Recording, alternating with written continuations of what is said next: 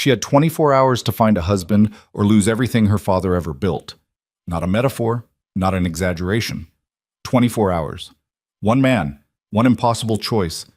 Adriana Okoye, 26 years old, dead on her feet, 3,000 miles from home, whispered those words into a back hallway in Seoul thinking nobody could hear her.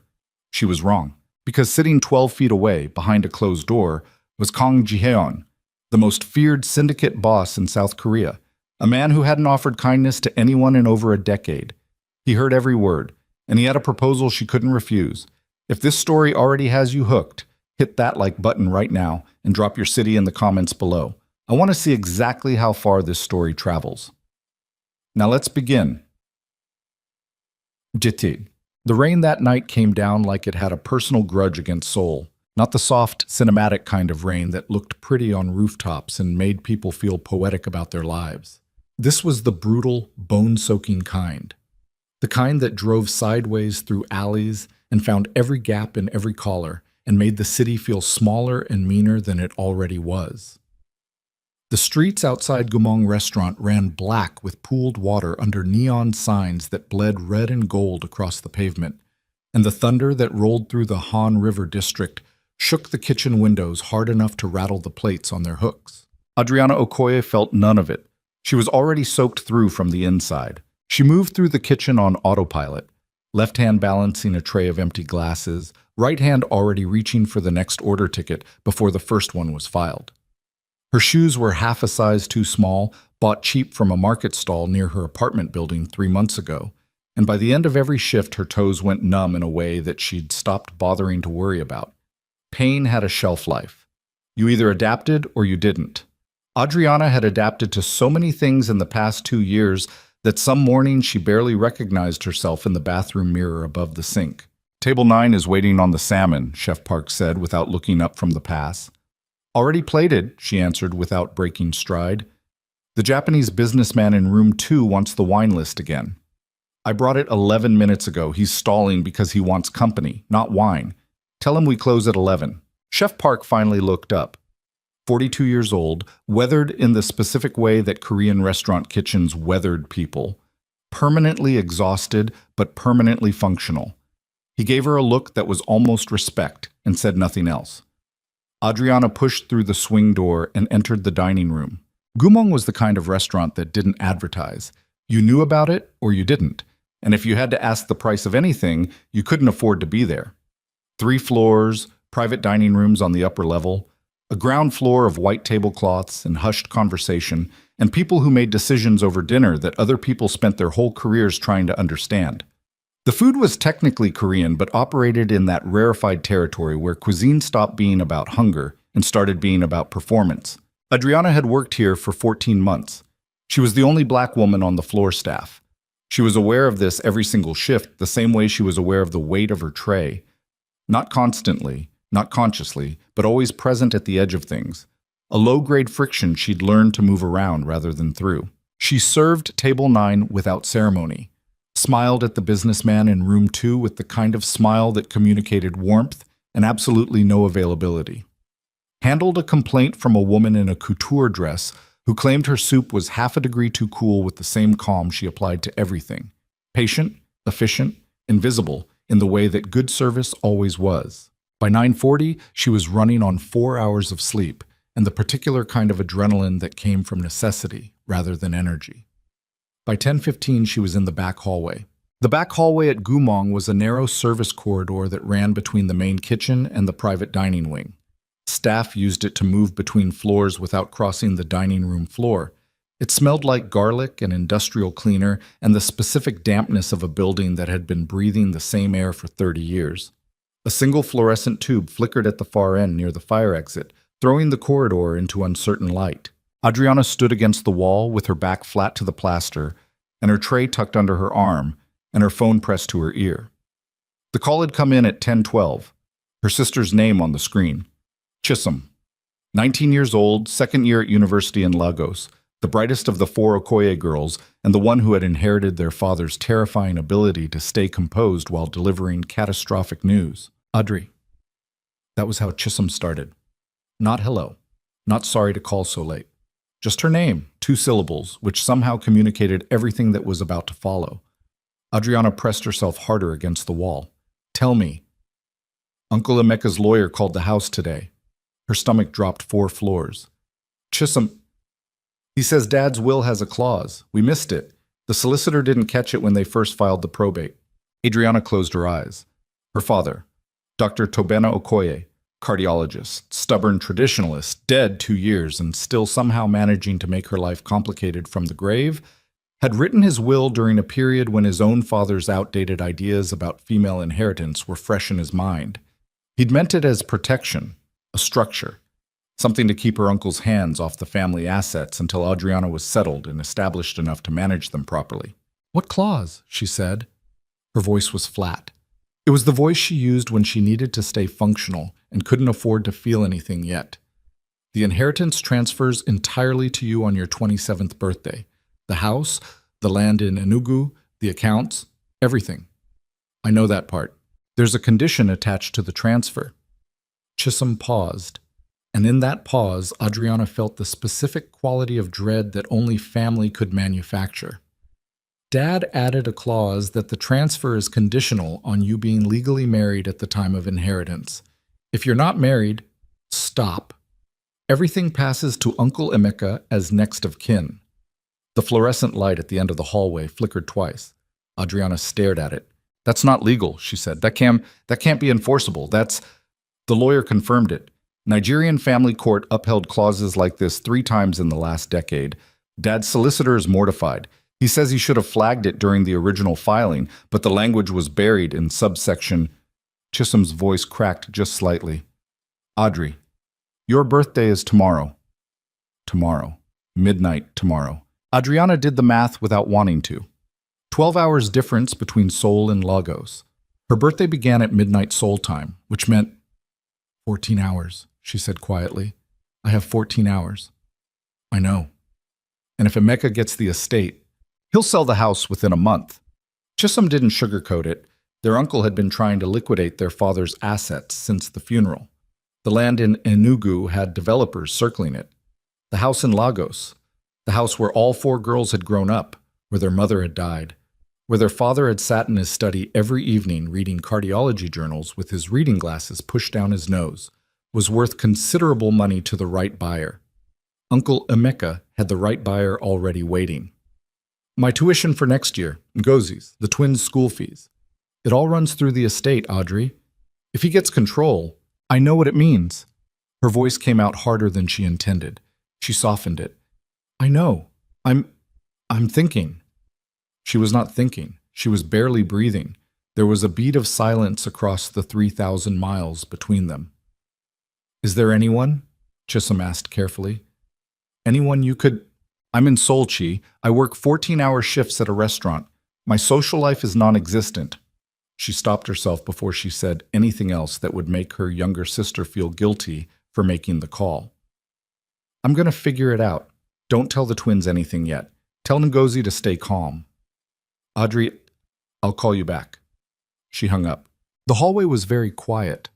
The kitchen noise filtered through the walls as a low, muffled roar, heat and metal and voices, and the sound of a service running at full capacity. Somewhere above her in the private dining wing, a man was laughing. The laugh was the practiced, expansive kind that wealthy men deployed at other wealthy men to demonstrate that everything was fine and comfortable and exactly as it should be. Adriana stood in the flickering corridor and felt the full weight of everything pressing down on her at once. She'd come to Seoul 2 years ago with a plan that felt reasonable at the time. Work high-end hospitality for 3 years, save aggressively, build credentials, go home with enough capital to establish herself independently of the family dynamics that had been slowly strangling her since her father got sick. She'd been good at the plan. She sent money home every month. Chisholm's tuition, Ngozi's medicine, the twins' school fees, household expenses for their aunt who looked after them. She ate modestly and lived modestly and wore shoes half a size too small and told herself it was temporary. She had not accounted for her father's will. She had not accounted for the fact that Tobena Okoye, even dead, would find a way to make his oldest daughter's life contingent on a decision she hadn't made yet. The tears that hit her were the furious kind, not the grief kind. She didn't wipe them immediately because she was too tired and too angry to bother, and in the flickering light of the back hallway of Gumong restaurant, 26 years old and 14 hours from losing everything, Adriana Okoye said the sentence out loud purely because it needed to be said somewhere. I have 24 hours to find a husband. She said it to the wall, to the flickering light, to the general injustice of the situation. She did not say it to anyone in particular, but the private dining rooms on this level had walls that were thinner than the architects who designed them had intended, and the door to private dining room 3 was not entirely closed. She found this out 40 seconds later. Tsk. The door opened without warning, not aggressively, not violently. It simply opened smoothly and deliberately, and the man who stepped into the hallway filled it so completely that the corridor seemed to get smaller the moment he appeared in it. Kang Jihon was 34 years old. He was tall in the way that certain Korean men carried height, not imposing through bulk, but through a quality of stillness that made the space around him feel charged. He was wearing a black suit that had clearly been made specifically for his body rather than bought from a rack, and the jacket was unbuttoned and his tie was loosened exactly 1 inch in a way that felt deliberate rather than casual. His face was the kind of face that Seoul's financial press had been running in profile pieces for 3 years. Angular, controlled, with eyes that were dark enough and still enough that looking directly into them for too long made most people instinctively look away. Most people. Adriana was too tired and too angry and too emotionally detonated to manage a tactical retreat. She stared at him straight on and felt nothing except the particular exhaustion of someone who had simply run out of capacity to be intimidated by one more thing. She knew who he was. Everyone who worked at Gumong knew who Kang Ji-hyun was. He had a standing reservation for private dining room 3. Every Thursday evening, 6 to 10 p.m., rotating guest list of men whose names appeared in financial news and occasionally in crime beat coverage that was always careful and always vague. He tipped exactly 20% every time, no more and no less, which the other staff found cold and which Adriana had always found simply precise. He had never been rude to her. He had never been particularly warm either. He was a man who occupied space without apologizing for it and expected the world to arrange itself accordingly. She had served him and his guests for 14 months. He had never once acknowledged that she was a specific human being rather than a function. Until now. He looked at her in the flickering corridor with an expression that was entirely unreadable, and he said nothing for a long moment, and Adriana, who was holding the shredded remains of her composure together with both hands, said, "Mr. Kang, I apologize for the noise. I'll be back on the floor." She moved to step around him. "You weren't loud," he said. His voice was low. It had the quality of something that didn't need volume to carry. She stopped. "I wasn't aware the rooms shared a wall so closely," she said carefully. "If you overheard something, 24 hours, he said. "Just that." She went very still. He wasn't mocking her. That was the thing she clocked first, scanning his face for condescension and finding none. He was watching her with the focused attention of someone taking inventory, not of her appearance, but of something else, something harder to name. "That's a private matter," she said. Her voice didn't shake. She was proud of that. It sounded like it. "Then you understand why I need to get back to work. You're planning to leave at 11. At 11, yes. Which gives me—" She checked her watch. A small cheap thing with a cracked face that she'd been meaning to replace for 8 months. 47 minutes of this shift left, and I'd prefer to spend them doing my job rather than— "Sit down," he said. The flat certainty of it stopped her mid-sentence. "Excuse me? There's a bench at the end of the corridor. Sit down for 5 minutes. He paused. "Please." The please landed oddly, like a word he didn't use often enough to deploy naturally, but was making the effort with anyway. Adriana studied him for a moment. The stillness, the dark eyes, the complete absence of any readable agenda, and made the calculation that a man like Kang Ji-hyun did not make requests without reasons, and that whatever his reason was, she was curious enough and desperate enough that sitting down for 5 minutes cost her nothing. She wasn't already losing. She sat on the wooden bench at the end of the corridor. He sat beside her, leaving 8 inches of space between them, and set his elbows on his knees and looked at the opposite wall. The way men looked at things when they were thinking about something they hadn't entirely finished thinking about yet. The kitchen noise moved through the walls around them.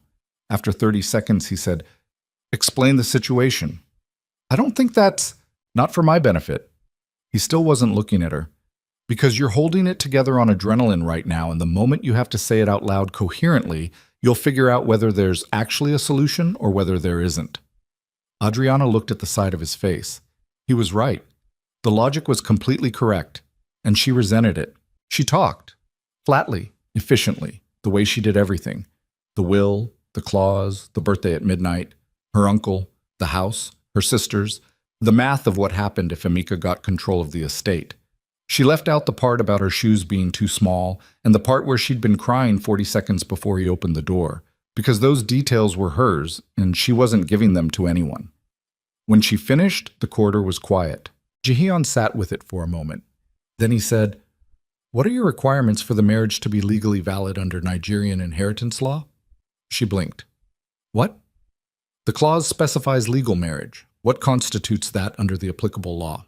A civil registration, witnessed and filed." She had thought about this on the phone with Chisholm briefly before her brain had shunted away from it because the answer was so impossible it wasn't worth completing. In Nigeria, it would be a registry office. But even if I could get a marriage registered in Nigeria before midnight, I'd have to physically international marriage registration between South Korea and Nigeria. It's legally recognized under bilateral civil agreements if properly filed through the relevant consulate. I have a lawyer who specializes in this. He said it with the flat calm of someone reading a procedure manual, not proposing something extraordinary. The consulate can file emergency documentation. It's been done within 8 hours with the right contacts. Adriana stared at him. "You know this," she said slowly. "Because..." He finally looked at her. "Because I've had reason to understand international legal frameworks for formal agreements." "That's not an answer." "No," he agreed. "It isn't." The light at the end of the corridor had stopped flickering. The kitchen sounds continued their muffled roar. Adriana was aware of her own heartbeat in an uncomfortable, too loud way. "What do you want?" she asked.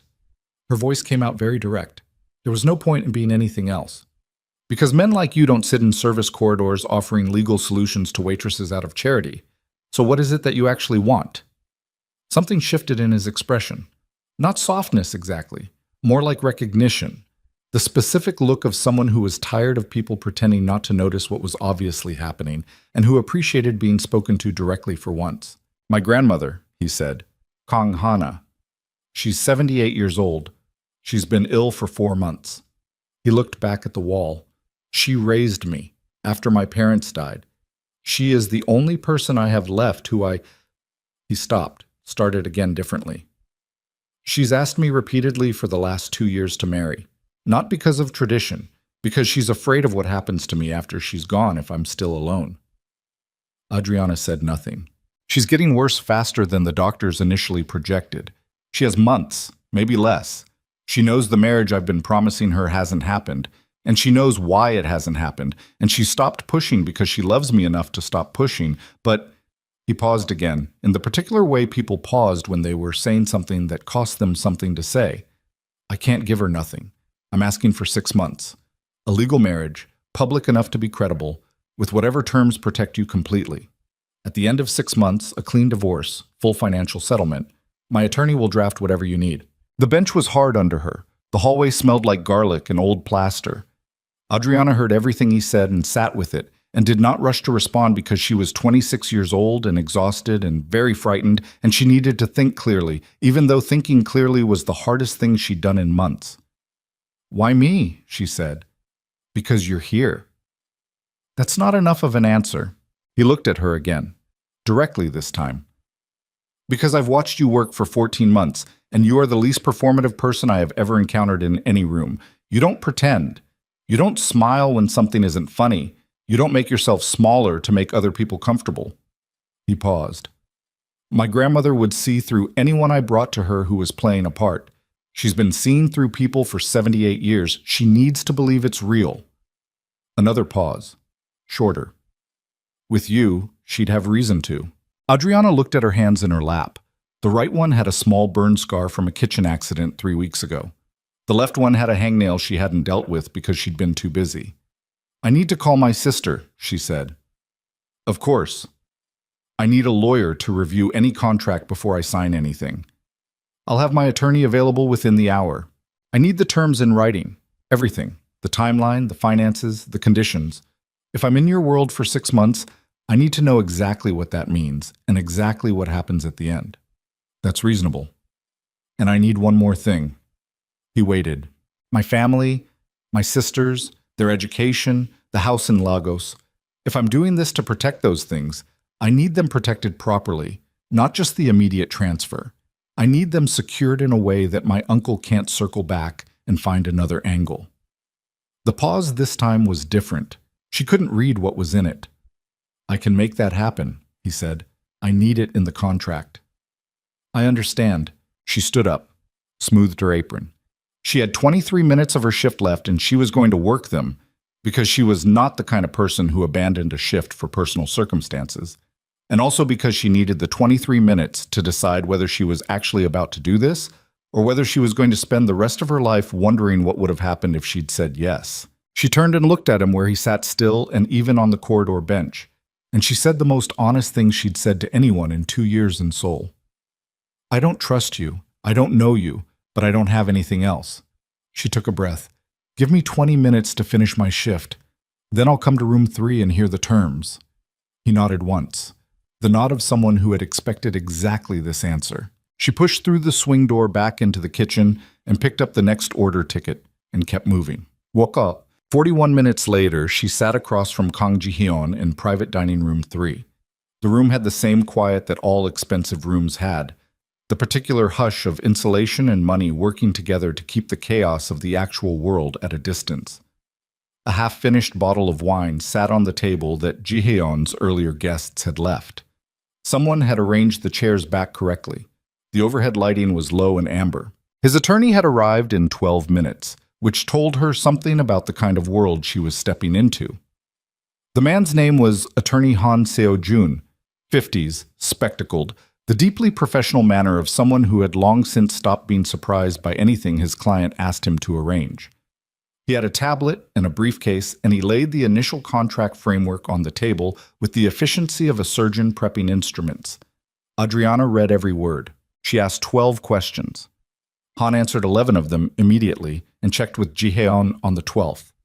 She asked for 3 modifications to the financial terms, 2 of which Han granted immediately, and 1 of which required a 5-minute private conversation between attorney and client that she sat through in complete silence, watching the window and the rain still working itself against the glass. The modification was granted. The section about her family was longer than she expected and more comprehensive. She read it twice, then a 3rd time. It had the specific quality of something that had been drafted not to satisfy a request but to actually solve a problem, and she sat with that for a moment, with the strange weight of having her actual concern taken seriously rather than managed. She signed at 11:58 p.m. Jihon signed without reading it. She noticed this. He caught her noticing. I had him draft it to your specifications, he said simply. There's nothing in there that wasn't what you asked for. Most people still read things before they sign them. Most people need to. He capped the pen and set it on the table. I trust Han's precision. You trust him, but you're not sure you trust me. I'm not sure you trust me either. I don't, she confirmed. He looked at her with something in his face that wasn't quite a smile, but occupied the same general territory. Then we're starting honestly. That's more than most people manage. Han Seo-jun gathered the documents with the movements of a man who had witnessed many unusual things and had learned to process them as procedural rather than remarkable. He told them the consulate filing would begin at 7 a.m. and that the legal registration could be confirmed by early afternoon the following day, pending standard documentation from Adriana's passport and residency papers. She had 14 hours to spare. When Han left, the room was very quiet. Adriana sat with the empty chair where the attorney had been and looked at the man across the table and understood for the first time the full reality of what she'd just done. The rain was still hitting the windows. Seoul was still enormous and indifferent outside. You should sleep, Jihon said. There will be paperwork in the morning, and you've been awake for... He checked his watch. At least 18 hours, if your shift started at 2. 4, she said. I started at 4. Then 20 hours. Sleep. He stood, straightened his jacket. The mask was back, the complete composed surface that didn't show anything he hadn't decided to show. My driver will take you to your apartment. Tomorrow morning, someone will come to bring you to the consulate. I can take the subway. It's 1 a.m. and it's raining. I've done it before. You've done many things you didn't need to do, he said. There was no judgment in it. Almost something else, something that arrived and departed too quickly to name. Let the driver take you. She stood, gathered her coat from the chair where she'd left it. She was aware of how she looked, end of shift, tired, wearing restaurant uniform and shoes that didn't fit, and felt no particular embarrassment about it because this was who she was, and if Kang Jihon had any issue with it, he should have looked for someone else in a different hallway. At the door, she stopped. The restaurant, she said, Gumong, my job. This doesn't... I'll handle the schedule with Chef Park. I don't want special treatment. I still want to work my... Adriana. He said her name for the first time. She'd been wondering if he knew it. Of course he knew it. He'd been reading her employee file, presumably, but hearing it in his voice was different. It had weight. The terms protect your independence completely. You keep working. You keep every arrangement you have. The marriage is a legal framework. Nothing changes about your life except what needs to change. She looked at him for a moment longer than was necessary. Go sleep, he said. She left. The driver was waiting exactly where Jihon said he would be.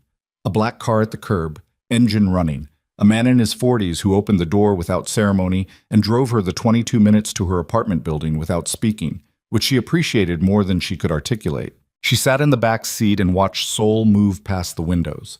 The rain had softened to a drizzle. The city at 1 a.m. had a different quality than the city at any other hour. The neon thinner, the streets emptier, the scale of it slightly less aggressive. She'd loved this city in the beginning, hated it in months 3 through 7 when the loneliness was worst, and arrived somewhere past both in the months since. Seoul was where she was. It wasn't home. She'd stopped expecting it to become home. Her phone buzzed. Chisholm. She answered. Tell me, her sister said immediately. I handled it. Silence. Audrey, what does that mean? It means I handled it. The inheritance will transfer correctly. The estate is protected. She paused. I'll explain everything when it's finalized. Don't tell the twins yet. Tell Ngozi to stop worrying. Another silence, longer this time, with a quality that Chisholm, who had known her since she was born, deployed specifically when she suspected something Adriana wasn't saying. Are you okay?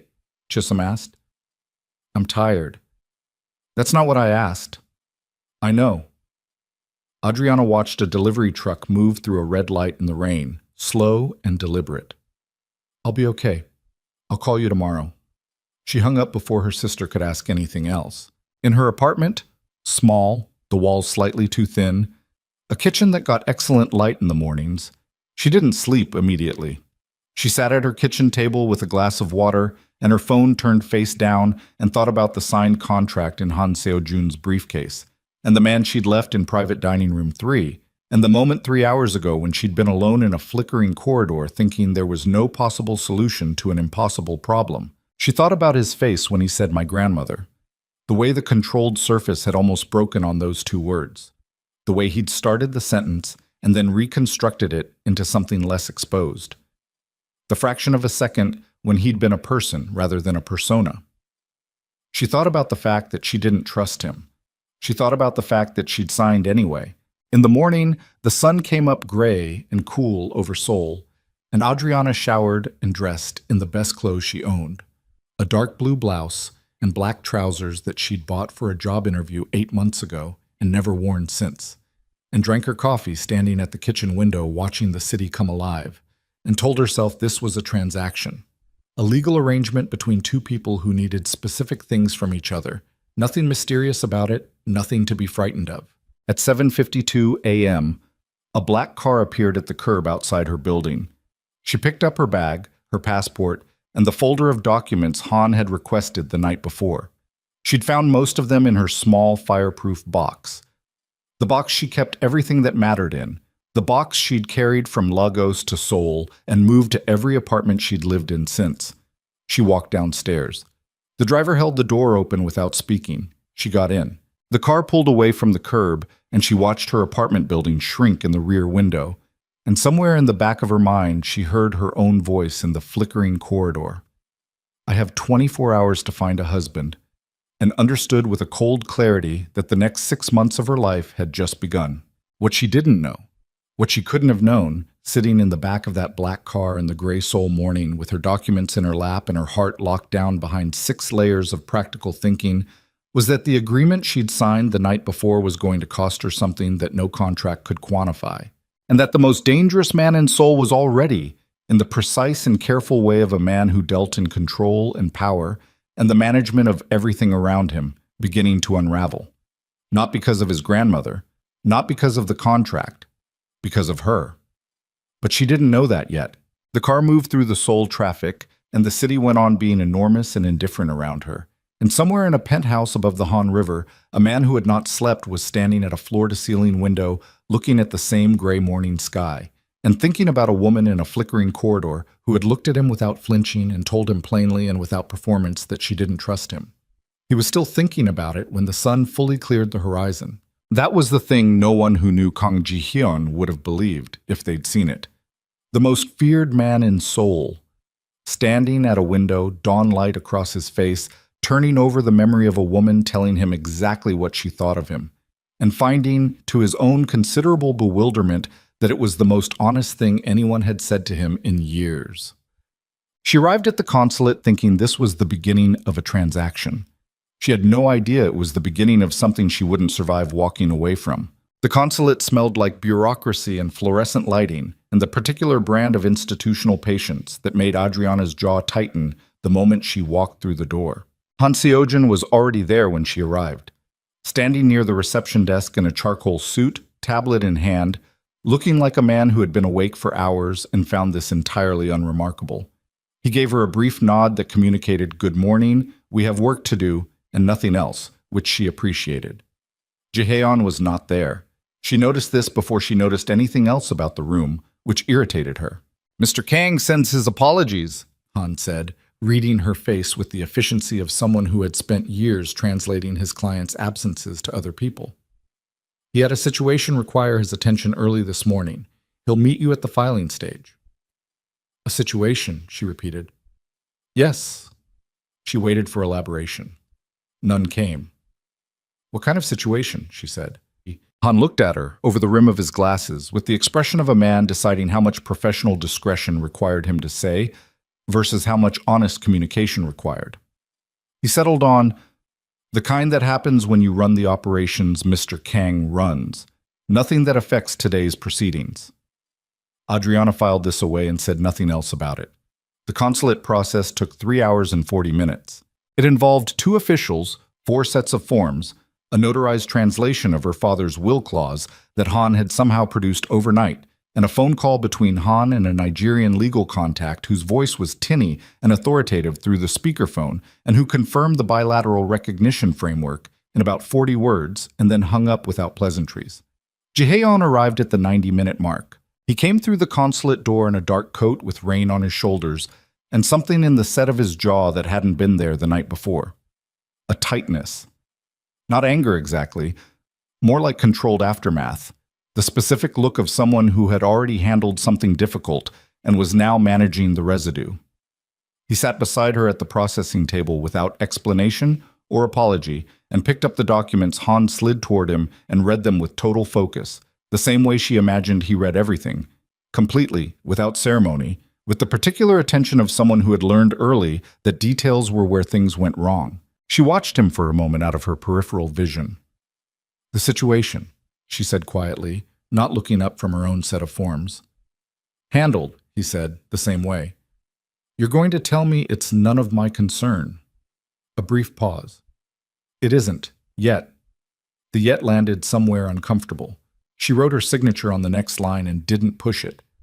The legal registration was confirmed at 2:14 p.m. Han produced the confirmation on his tablet and showed it to both of them with the restrained satisfaction of a man who had just done something technically difficult and knew it. The registration existed. It was filed.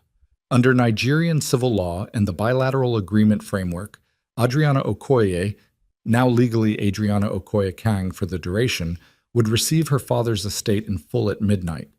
She sat with that for a moment. Not relief, exactly. Something more complicated. The specific emotional texture of a problem solved by a method you weren't sure yet how to feel about. "I'll need to call Lagos," she said. "Of course." Jihon stood. "Use the car. I'll be a few minutes with Han." She took the car. She called Chisholm, and this time she explained. She kept it factual, efficient, the same way she'd explained the situation the night before. Legal marriage, 6 months, contract terms protecting the family assets, clean exit at the end. She said it all in about 3 minutes. The silence on the other end lasted longer than that. "Audrey," Chisholm said finally, in the voice she used when she was trying very hard not to say what she actually thought. "Don't. I wasn't going to say anything." "You were absolutely going to say something." Another pause. Are you safe?" "I'm in a consulate car on a Tuesday afternoon in Seoul. I'm completely fine." "That's not what I asked." Adriana looked out the window at the gray street. A woman was walking a very small dog with enormous ears, and the dog was trying to investigate every piece of pavement it passed over with intense, methodical focus. There was something almost comforting about the dog's commitment to its investigation. "I think so," she said honestly. "I'll know more in a week." "Call me," Chisholm said. "Every day. I don't care what time it is." Every day, Audrey." "Okay," she said. "Okay." She hung up as Jihon got back into the car. They drove back toward the Han River district in silence that had a different quality than the silence of strangers. It was too aware of itself to be simply neutral. She was conscious of the space between them on the seat, the 8 inches that had been there on the corridor bench, and had reestablished itself here without either of them discussing it. "Tonight," he said, "I'll have the spare room prepared. You don't need to move your things until you're ready, but I'll stay at my apartment," she said. He looked at her. "The contract says legal marriage and public appearances," she continued before he could respond. "It doesn't specify cohabitation as an immediate condition. I'll move what I need to move when it becomes practically necessary. Until then, I'd rather keep my own space." He studied her for a moment. She couldn't read what was behind it. Calculation, perhaps, or something more basic than that. The look of a man encountering a boundary he hadn't anticipated and deciding whether to push it. He didn't push it. "Fine," he said. "We'll need a public appearance within the week, given the timeline. My grandmother's doctor has indicated she may have limited time remaining. I'd like to bring you to see her as soon as possible." "I understand. And there's a charity gala Thursday evening. It would be the appropriate venue to establish the marriage publicly. The guest list includes people whose attention I need on this." "Whose attention specifically?" He looked at her directly. "People who watch what I do and look for weakness. A new wife, unknown background, married quickly. They'll have questions. How we present Thursday will determine the nature of those questions." "You want them to believe it's real." "I want them to believe it's real enough that they don't investigate the alternative." She absorbed this. "What happens if they investigate the alternative?"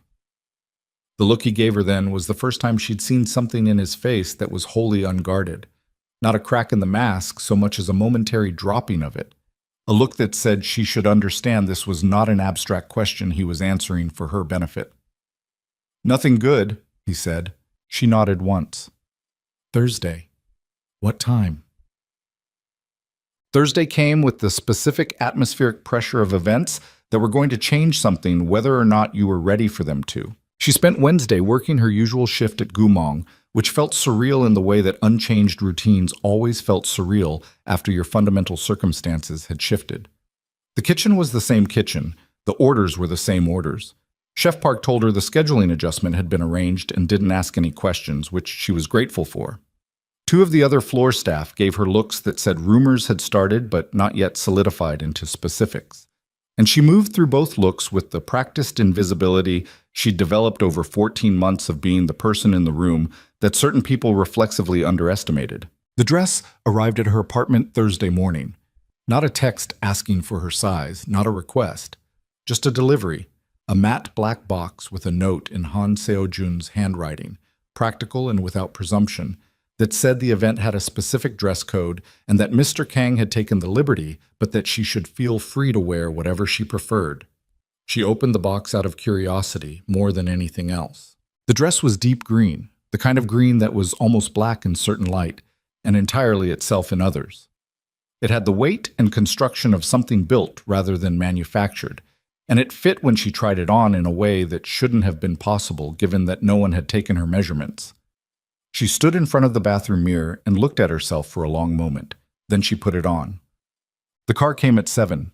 Jihon was in it this time, already there when she got in a black suit that matched the night outside, and he looked at her when she sat down across from him in that considering way he had, thorough without being invasive, and said, "Good." She said, "Did someone tell you my measurements, or did your attorney guess?" "I had your employee file." "My employee file has my work visa dimensions and my food handler certification. It also has the physical description from your entry documentation." She stared at him. "You ran my entry documentation. I had it when we first drafted the contract framework. Han keeps thorough files. That's either very efficient or very alarming." "Both," he said without apology, and looked out his window. The gala was held in a building near Gangnam that had been designed by someone with very strong opinions about glass and the drama of vertical space. They arrived at 7:40, and the entrance was already populated with the specific kind of beautiful people who moved through expensive events like weather systems, unhurried, self-contained, generating their own pressure fronts. Jihon put his hand at the small of her back when they went through the entrance. It was a light touch, entirely appropriate for the context, professionally calculated, probably. She knew all of this and still felt it in her spine in a way that she immediately filed under irrelevant and moved past. The first hour was a masterclass in being looked at. She was aware of it the moment they entered the main room, the recalibration that happened in clusters of people as Jihon entered their peripheral vision, and then the secondary recalibration when they registered who he was with. Not hostility, mostly. More like calculation. The particular attention of people who made their livings understanding social arrangements and were now rapidly processing a new variable. A woman in red, 50s, the kind of maintained appearance that required significant ongoing investment, approached them 20 minutes in with the unhurried confidence of someone accustomed to being the most significant person in her immediate radius. "Jihon!" She air-kissed his cheek with the practiced ease of someone who had done it 10,000 times. "We've been wondering when you'd show your face. Madame Cho." He was perfectly warm, perfectly managed. "May I introduce my wife? Adriana." Madame Cho turned to Adriana with a smile that started in her mouth and didn't quite reach anywhere else, and said in accented English, "How lovely! And you're from Nigeria," Adriana said, cleanly, before the woman could complete whatever gentler construction she'd been building toward. "Lagos, originally. I've been in Seoul for 2 years. How interesting." The smile stayed exactly where it was. "And how did you and Jihon—" "We met at a restaurant," Jihon said. Smooth, immediate, leaving no space for elaboration or improvisation. "She made an impression." "I imagine she did." Madame Cho's eyes moved over Adriana with the specific attention of a person cataloging details for later distribution. "Well, we're all delighted." She moved on with the ease of a ship changing course. Adriana watched her go. "She'll have made 4 phone calls by the end of the night," she said quietly. 6, Jihon said beside her. "But the information she'll pass along will be the version that serves her interests, which in this case happens to align with ours." "How so?" "She's been trying to establish a business connection with the Lagos investment group for 8 months. Having a connection to someone with Nigerian family ties is suddenly very useful to her." He took 2 glasses from a passing tray and handed her one. "People generally believe what they want to believe. Our job tonight is to give them something worth wanting." She looked at the glass in her hand. Champagne, which she'd never particularly liked, but which was the correct thing to hold in a room like this. "You're very good at this." "At what?" "Managing how you're perceived." He looked at her sideways. "Is that a criticism?" "No," she said honestly. "It's an observation. You do it completely, without visible effort. I find that either impressive or troubling, and I haven't decided which." Something moved through his expression that might, in a different face, have been amusement. Most people decide immediately. Most people react to things before they understand them, she said. I try not to. He looked at her for a beat longer than the conversation required, and then a man in a gray suit arrived at his elbow with the specific urgency of someone who had been waiting for an opening, and Jihon shifted smoothly into the register of professional engagement, and the moment passed. The man in the gray suit was named Director Lim. Adriana placed him within 60 seconds. The way his eyes moved to her and then quickly away, the practiced neutrality of his greeting, the particular quality of someone being polite to a person whose presence he resented. She'd encountered versions of Director Lim her entire professional life. She smiled at him with the precise warmth of someone who knew exactly what he thought and had no interest in making him comfortable about it.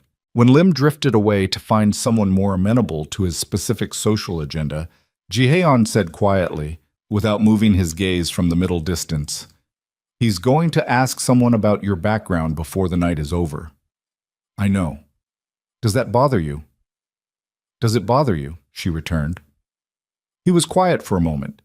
Then, with a flatness that had an edge under it, "No." She believed him. That was a strange thing. The word came out in a way that wasn't managed or calculated. It was just true, delivered without performance, and she believed it the way she believed very few things people told her in the first days of knowing them.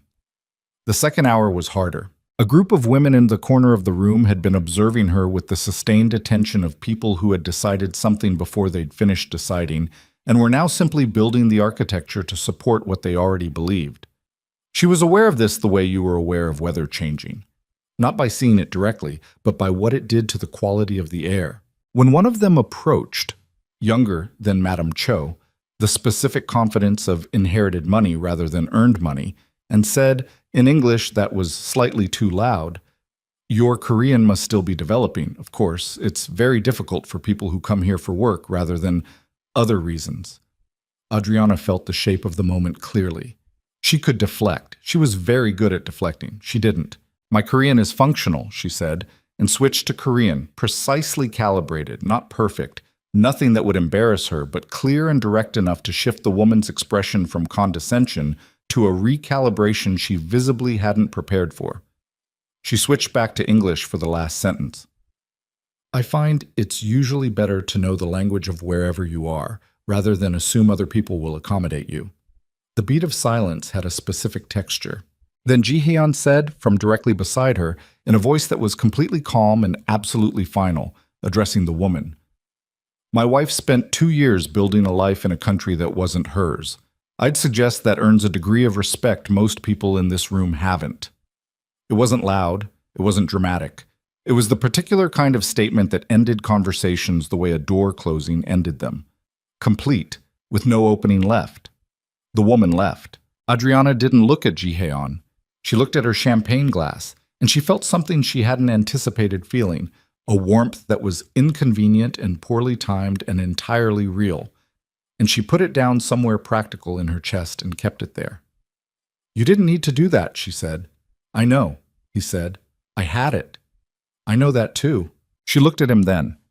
He was looking at the room, the same controlled survey he'd been running all night. But there was something different in the line of his jaw. Something that had moved and not fully returned to where it had been. "Don't protect me at social events," she said. "Not from words. I've been handling words my entire life. If you do it, they'll think I need protecting, and then every time I walk into a room without you, I'll be working twice as hard to establish I don't." He turned to look at her. The look was long and direct, and she held it without blinking. "You're right," he said. She hadn't expected that. The immediate, clean concession. No defensiveness, no reconstruction into something that made him right anyway.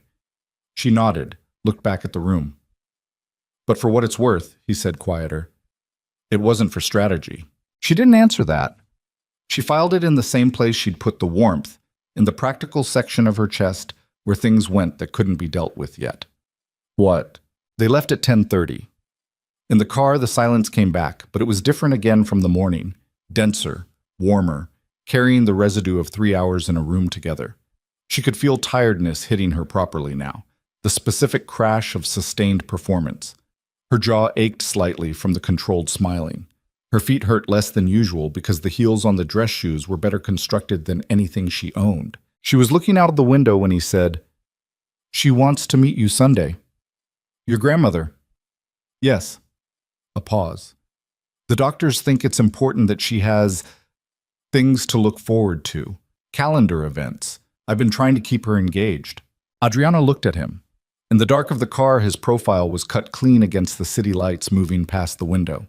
The tightness from Tuesday was still there, just below the surface, the managed residue of something she still didn't have the context for. "I'll be there," she said. "It may be emotional," he said.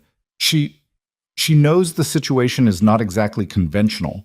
She doesn't know the specific terms, but she understands that I don't." He stopped, started differently. "She's going to ask you things, personal things. She does that. I can handle personal questions. She's very direct. So am I." He looked at her. In the brief light of a passing street lamp, she caught something in his face that was almost helpless. The look of a man confronting a situation he'd constructed logically and was now realizing logic only reached so far. "What do I tell her about us?" Adriana said. "When she asks, tell her the truth where you can. The rest," he looked back out his window. "She'll fill in the rest herself. She always does." The car moved on through the city. Adriana looked at her hands in her lap, the burn scar, the hangnail she still hadn't dealt with, and thought about Sunday, and a dying old woman who had raised a monster and somehow, in the process, kept some essential part of him human enough that he'd sat in a service corridor on a rainy Tuesday night and offered a stranger a solution to an impossible problem. She thought about what Jihon had said in the consulate car. Nothing good. The something that would happen if people investigated the alternative. She hadn't pressed it then. She pressed it now, internally, turning it over, looking at the shape of it. She'd signed a contract with a man whose operations existed in a world with its own rules and its own consequences and its own definition of what handled meant when someone called it a situation. She had known this going in. She had calculated it and accepted it and told herself she could manage the distance between his world and hers. She believed that still. But Tuesday's tightness was still in his jaw on Thursday night, and the situation still hadn't been explained. And somewhere in the city around this car, there were people who watched what Kang Ji-hyun did and looked for weakness. And she was the newest and most visible weakness he had. And she was only 3 days into 6 months. She was still thinking about this when the car stopped at her building. "Sunday," he said. 10 a.m. "I'll be ready," she said. She got out. The night air was cold and clean after the gala's heavy warmth. She went inside without looking back. Sunday arrived the way difficult things arrived, without ceremony, just suddenly there. Ji-hyun's car came at 9:58, which she noted because it was the first sign that punctuality was not a performance for him, but a default. She was waiting in the lobby when it pulled up. She dressed carefully, not for formality, but for the specific situation of meeting someone's dying grandmother, while pretending a marriage was something other than what it was. She'd settled on a dark burgundy blouse and simple trousers and the small gold earrings that had been her mother's, because she wanted something real on her body that morning, something with actual weight. Ji-hyun looked at her when she got in and said nothing for a moment. Then, "She'll like you." "You don't know that." "I know her, and I know—" He stopped, the same way he'd stopped on Thursday, catching himself before whatever he'd been about to say arrived. "She'll like you." The house was not what she expected. Not because it was small. It was modest by the standards of what she'd expected from a man in Ji-hyun's position. A traditional hanok in a quieter district, maintained with the loving precision of someone who understood that a house was not a status symbol, but a container for a life. There were plants in the courtyard. Real ones, not the architectural kind. A small stone water feature that was running, its sound just audible when the car door opened. Inside it smelled like ginger tea and something herbal, and the particular warmth of a house that had been lived in completely. Kang Hana was in the main room, 78 years old, small, in the way that people sometimes became small without diminishing.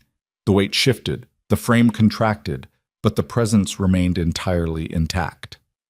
She was sitting in a chair with a blanket across her lap and her hands folded over it, and when Ji-hyun led Adriana into the room, she lifted her head and looked at her with eyes that were dark and direct and entirely clear. Adriana understood immediately what Jihon had meant. There was no softening in those eyes, no polite management, just a woman who had been reading people for nearly 8 decades and had stopped seeing any reason to pretend otherwise. Jihon said in Korean, "Grandmother, this is Adriana." Kang Hana looked at Adriana for a long moment. Then she said, in careful, deliberate English, "Sit close. My hearing is not what it was." Adriana sat in the chair beside her. Jihon took a seat across the room, far enough to give them space, close enough to be present. Hana looked at Adriana's hands, then her face, then her hands again. "You work with your hands," she said. "Yes, in a restaurant. Jihon's restaurant. I was there before—" She stopped. "Yes. Now." Hana nodded slowly. "Your mother's earrings." Adriana's hand went to her ear before she could stop it. "Yes. You wear them when you are nervous." "I wear them when I want something real on my body," Adriana said, because it was true, and because lying to this woman felt physiologically impossible. Hana looked at her for another long moment. "He doesn't bring people here," she said. "Not for 20 years. Not since his parents." She paused. "You know what he is." "I know some of it. Most women who know what he is either want something from it or they leave." Hana's eyes were steady. "You don't look like either." "I needed something," Adriana said. "Honestly, that's how this started." "What did you need?" She told her. Briefly, cleanly, the will, the clause, the timeline. She left out nothing important and added nothing that wasn't there. And when she finished, Kang Hana was quiet for a long moment, her hands folded over the blanket with the stillness of someone who had heard many things in her life and had learned to sit with information before responding to it. "He could have found someone easier," Hana said finally. "I know." "He didn't." The room was quiet. The water feature sound came faintly through the walls. Jihon was still across the room, not moving, watching his grandmother, the way people watched things they were terrified of losing. Hana reached out and took Adriana's hand. Her grip was light but deliberate. "He needs warmth," she said. "Not someone who manages him. Not someone who fears him. Warmth. He has forgotten what it feels like." Adriana felt the weight of those words in a way that had nothing to do with the contract in Han's briefcase. "I'm not sure I can promise that," she said honestly. Hana looked at her. The eyes were direct and certain and entirely unsentimental. "You already have," she said, "or you wouldn't still be sitting here being honest with an old woman when a lie was available." The room held that for a moment. Then Hana released her hand and said to Jihon in Korean, "She stays for lunch." Jihon said, for the first time since Adriana had met him, looked like something in him had loosened by a fraction, something below the controlled surface, something old and tired and quietly desperate. "Yes," he said. Lunch was quiet and warm and entirely unperformed. Hana's housekeeper brought food, and Hana asked Adriana about her sisters and her father and Seoul in the way that people ask things when they actually wanted to know the answers. And Adriana answered with the specific relief of someone who had been running carefully managed versions of themselves for so long that being asked for the real thing felt like putting down something very heavy. Jihon sat across the table and said little, and ate everything and watched his grandmother the way he hadn't watched anything else all week, with the concentrated attention of a man trying to memorize a face. On the drive back, Adriana sat with the weight of the morning and said nothing for the first 15 minutes. Then she said, "She knows." "Yes. She knew before I said anything. She always does." "She's not going to say anything." A pause. "No, she's not." Adriana looked out the window. The city moved past. The same city it had been a week ago, before the hallway and the contract and the consulate and the gala and the old woman with her late mother's earrings and a grip like a closing door. "She loves you," Adriana said. "Completely." Jihon said nothing. "The kind of love that doesn't require you to be different than you are," she said. "That's rare. You should know that." He was quiet for long enough that she thought he wasn't going to answer. Then, very quietly, "I know." She looked at his profile, the jaw, the managed surface, the tightness that was still there from Tuesday, and the thing beneath it that she was beginning, against her better judgment, to understand was not coldness at all. "What was the situation?" she said. "Tuesday." He looked at her. "You said handled," she continued. "I'm not asking for operational details. I'm asking because I've been in your world for a week, and I'm going to be in it for 5 more months, and I need to understand the shape of the risks I'm adjacent to." It was a reasonable request. She'd phrased it as a reasonable request. She watched him process it. The calculation, the assessment, the decision. "One of my competitors has been making inquiries," he said, "about the marriage. About you specifically." Her stomach did something unpleasant. "Since Tuesday," he said, "someone talked. My team identified the source and handled the immediate exposure, but the inquiry is ongoing." He looked back at the window. "I want you to know I have people watching your building. It's discreet. You won't see them, but they're there." The silence that followed had a different quality than any silence they'd shared so far. "You have someone watching me," she said, "for your protection." Without asking me. A pause. "Yes." The car moved through Seoul.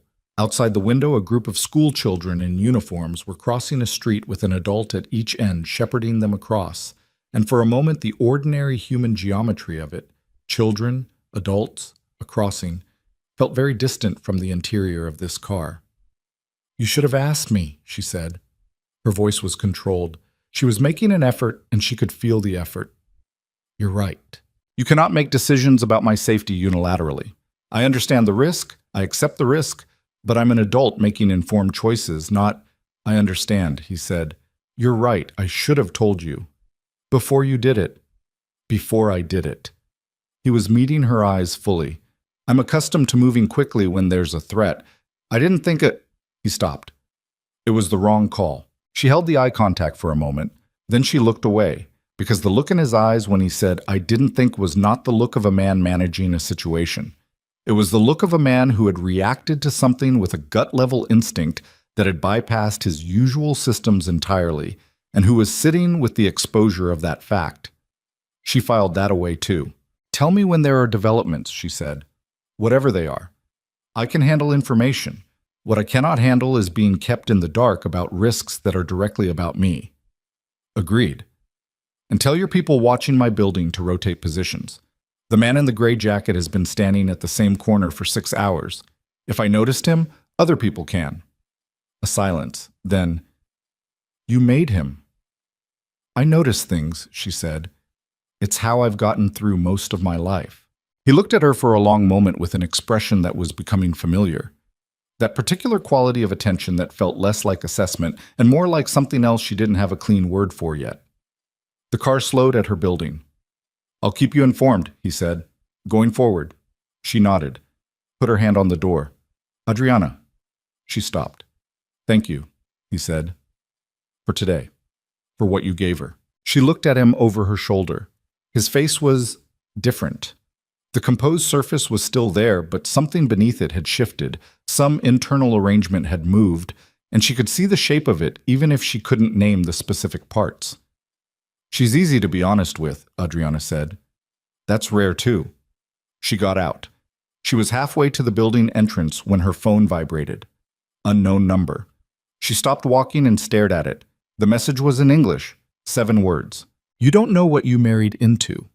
She stood on the pavement outside her building in the Sunday afternoon light and read it twice and felt something cold move through her that had nothing to do with the weather. Behind her, the black car was still at the curb.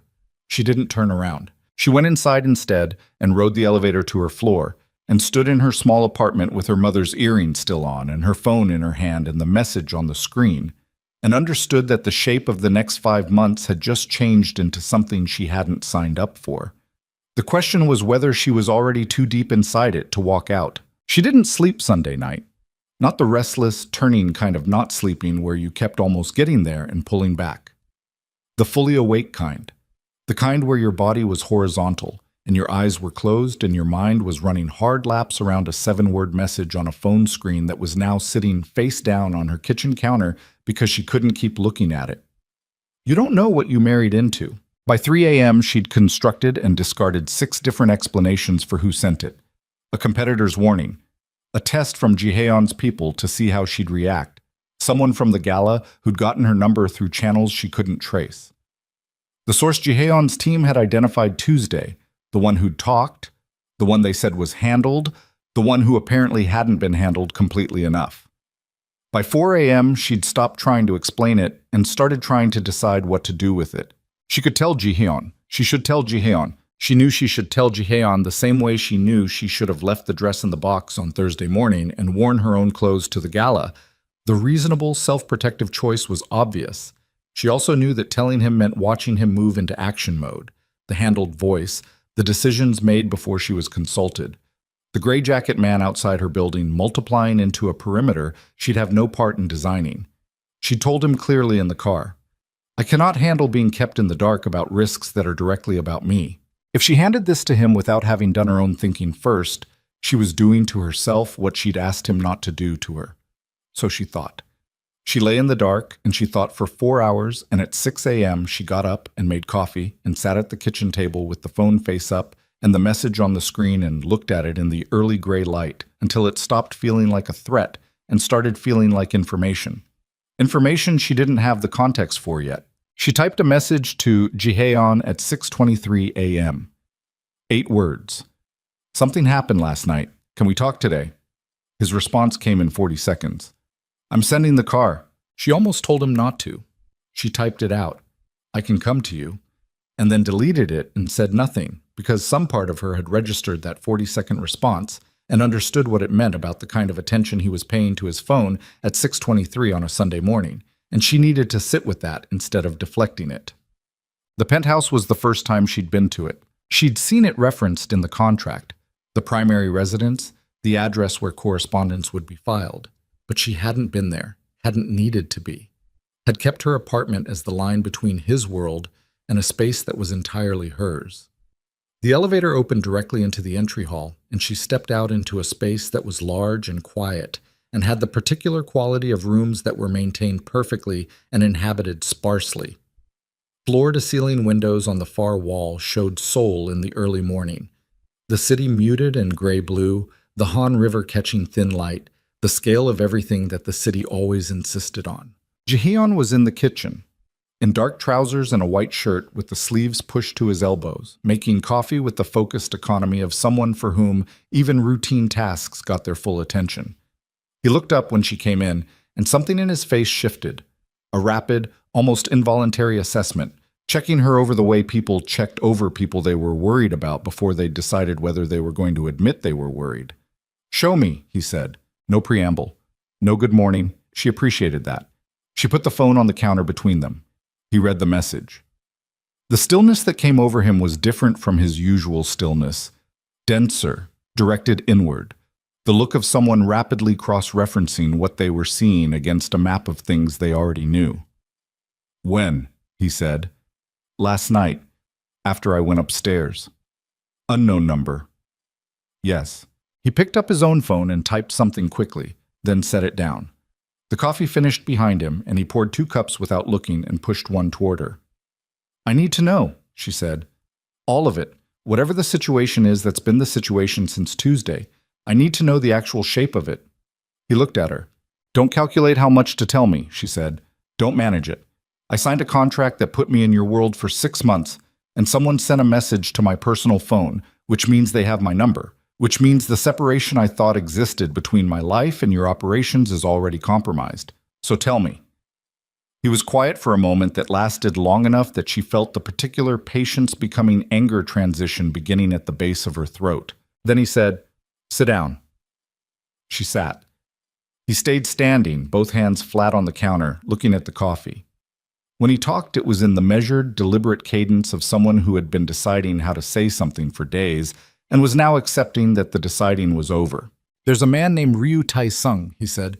"He runs operations in the Port District and a network of financial channels that runs through 3 countries. We've been in a territorial arrangement with him for 4 years. Managed distance. Neither side expanding into the other's space. Something changed. 6 months ago, before any of this." He gestured, meaning her, meaning the contract, meaning all of it. "I moved on an opportunity in the Western Corridor. It was clean, legal on the surface. entirely within what our arrangement had always permitted by the agreed understanding. Ryu interpreted it differently. He's been building a response since then. What kind of response? The kind that involves identifying pressure points. He finally looked up at her.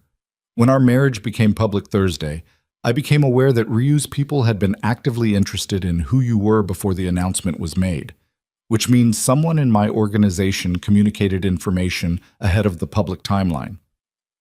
The coffee was warm in her hands. She focused on that. Someone in your organization? Yes. Someone told Ryu about me before Thursday. Yes. So the leak Tuesday was not an accident and was not fully handled. She put the cup down carefully. The sound of it on the counter was very small in the large, quiet kitchen. There's someone in your organization passing information to a competitor, she said. And that person, or Ryu directly, sent a message to my phone last night. That's the current understanding, yes. She looked at him. He was watching her with the controlled attention of someone waiting for a specific response and not willing to prompt it. She thought about the shape of this, the arrangement she'd signed, the assumption that the risks were adjacent rather than direct, the 6 months she'd calculated she could manage.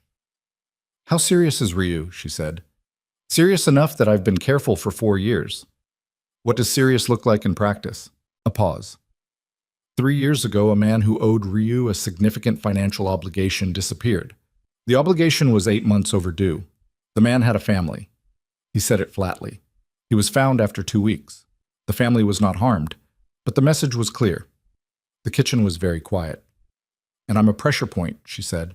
You're visible, new, unknown background, married quickly. He said each thing with the precise neutrality of someone who had already processed the emotional content and was operating in the factual remainder. To someone looking for leverage, you're an obvious place to start. To scare you. To test how I respond when something I value is threatened. The word value sat in the room between them. She didn't touch it. What do we do? She said. We find the leak first, before anything else. He picked up his phone and looked at whatever had come back from his earlier message.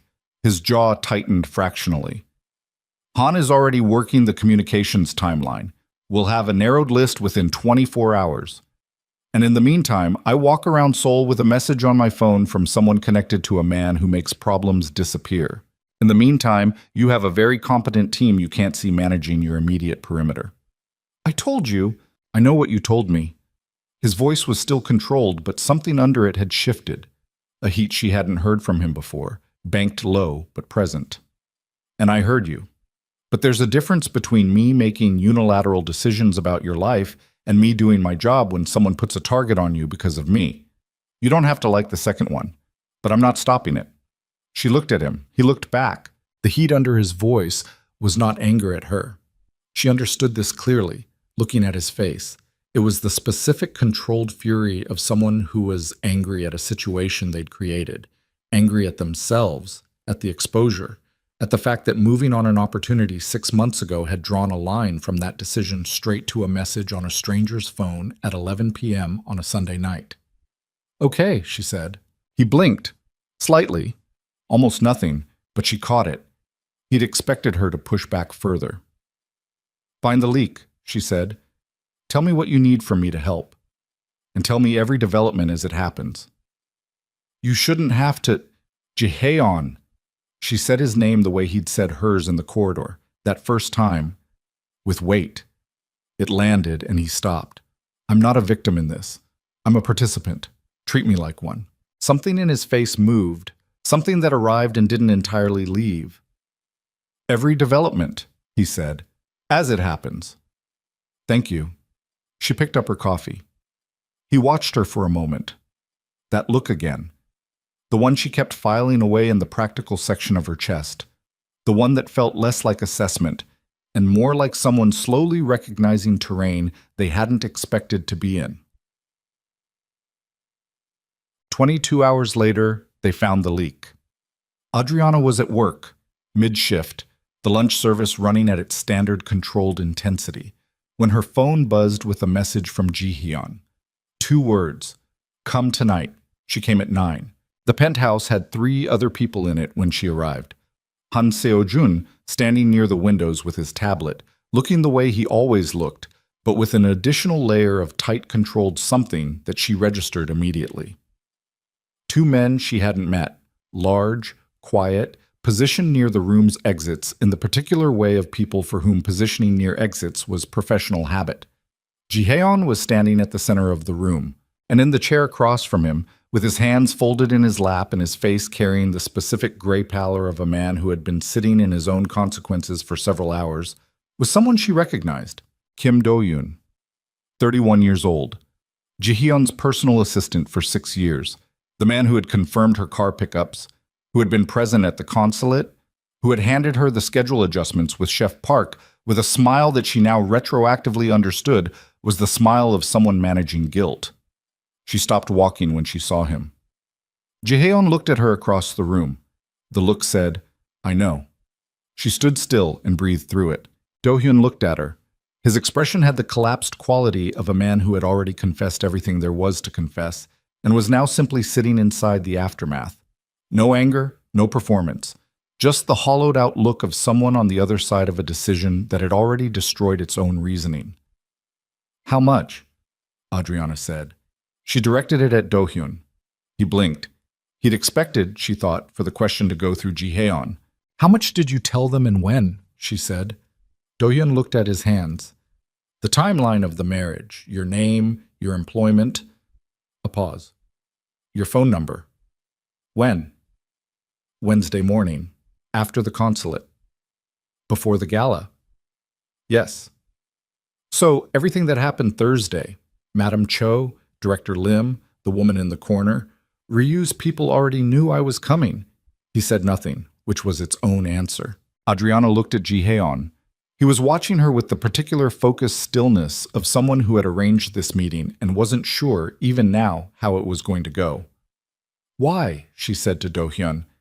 "Adriana," Jihyeon started. "I'm asking him." She kept her eyes on Do-hyun. "Why?" Do-hyun looked up. His eyes were wet, which she noted without softening toward it. "My brother has a debt.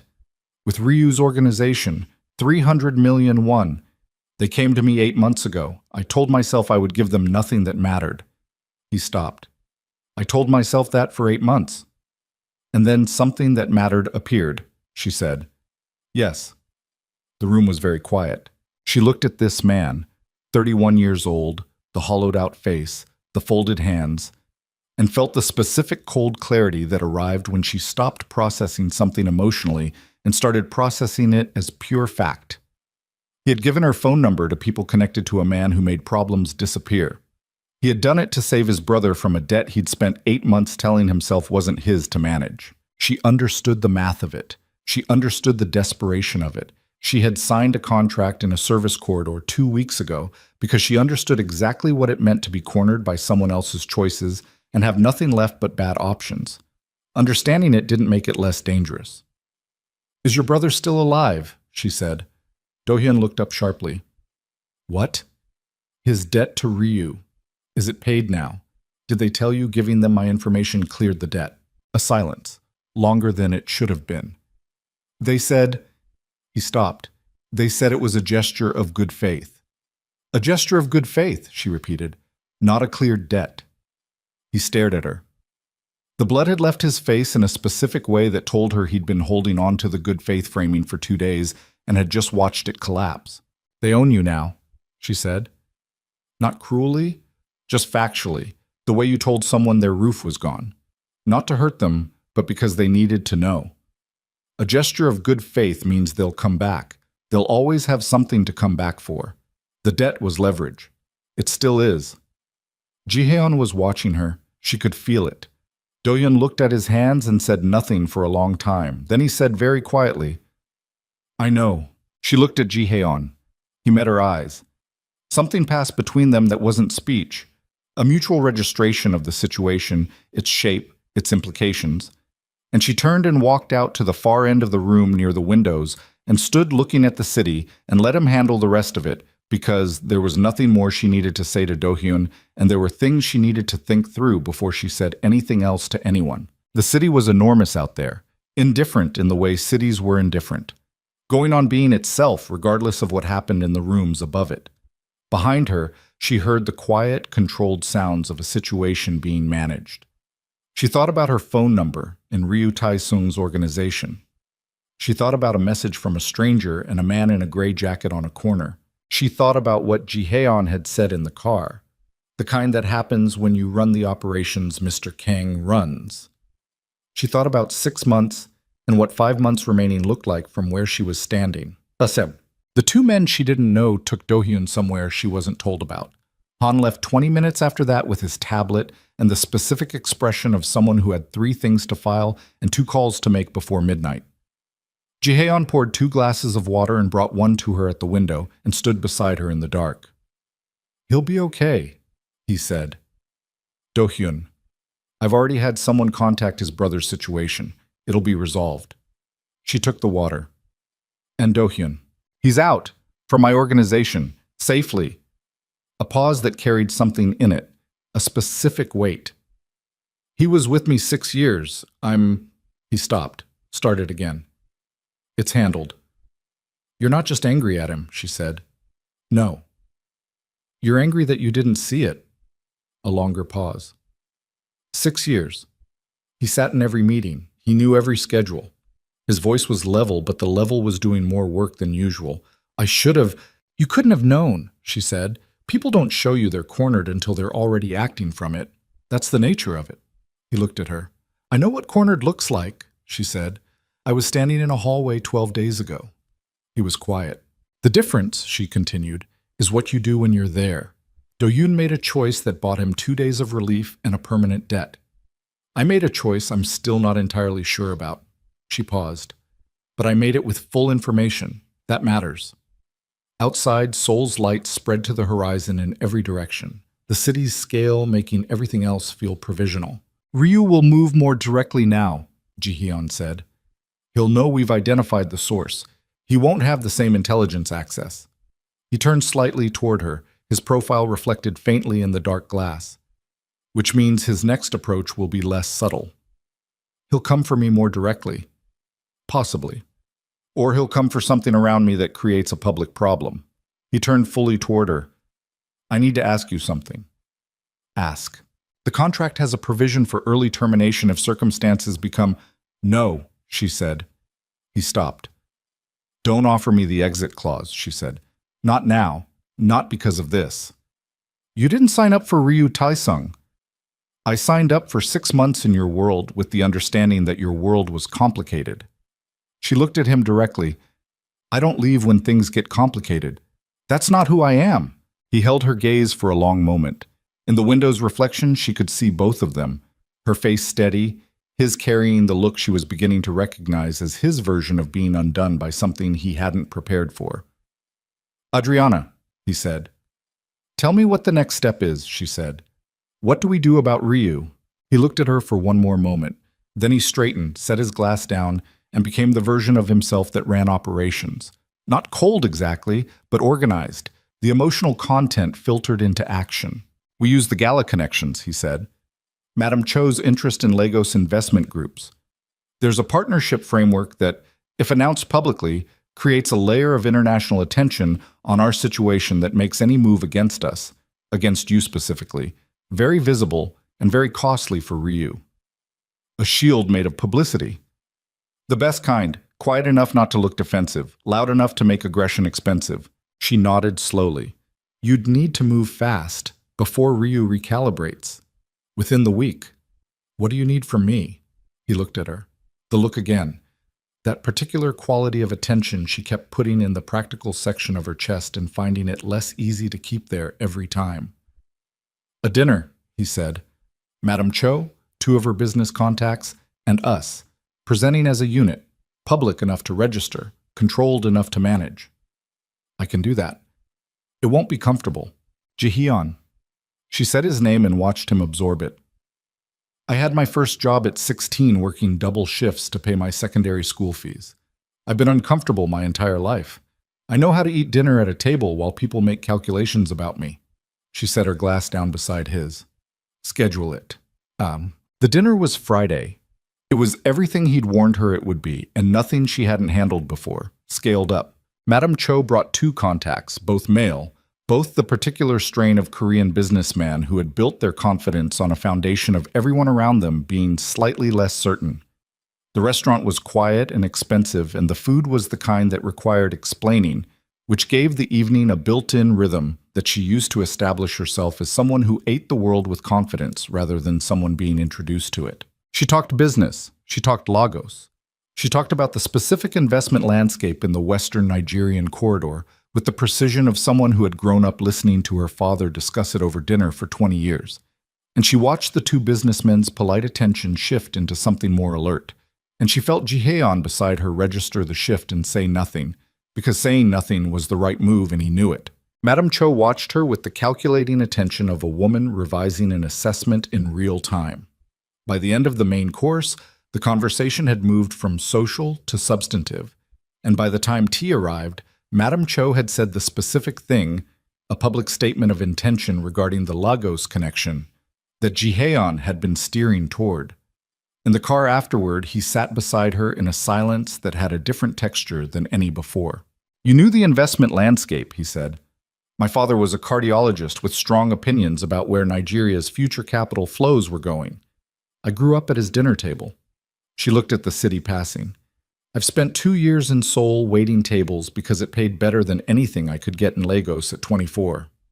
That doesn't mean I'm only what this city has seen me do." He was quiet. "I know," he said. "You say that a lot.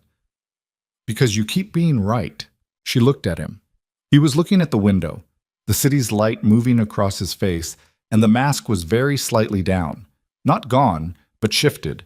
The particular quality of someone at the end of a week that had cost them something they hadn't budgeted for.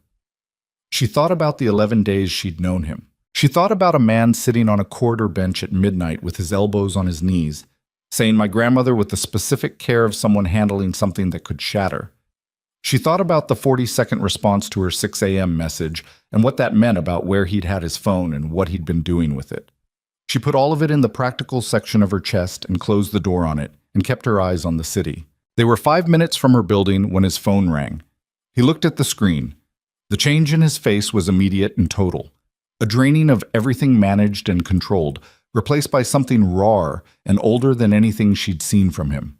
He answered before the second ring. She didn't speak Korean well enough to follow the words quickly, but she didn't need the words.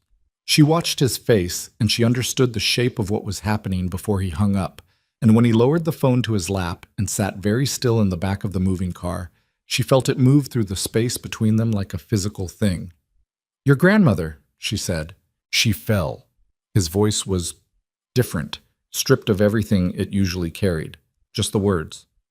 "She's at the hospital. They're saying—" He stopped. "They're not sure she's stable." The car was still moving. She didn't think about it.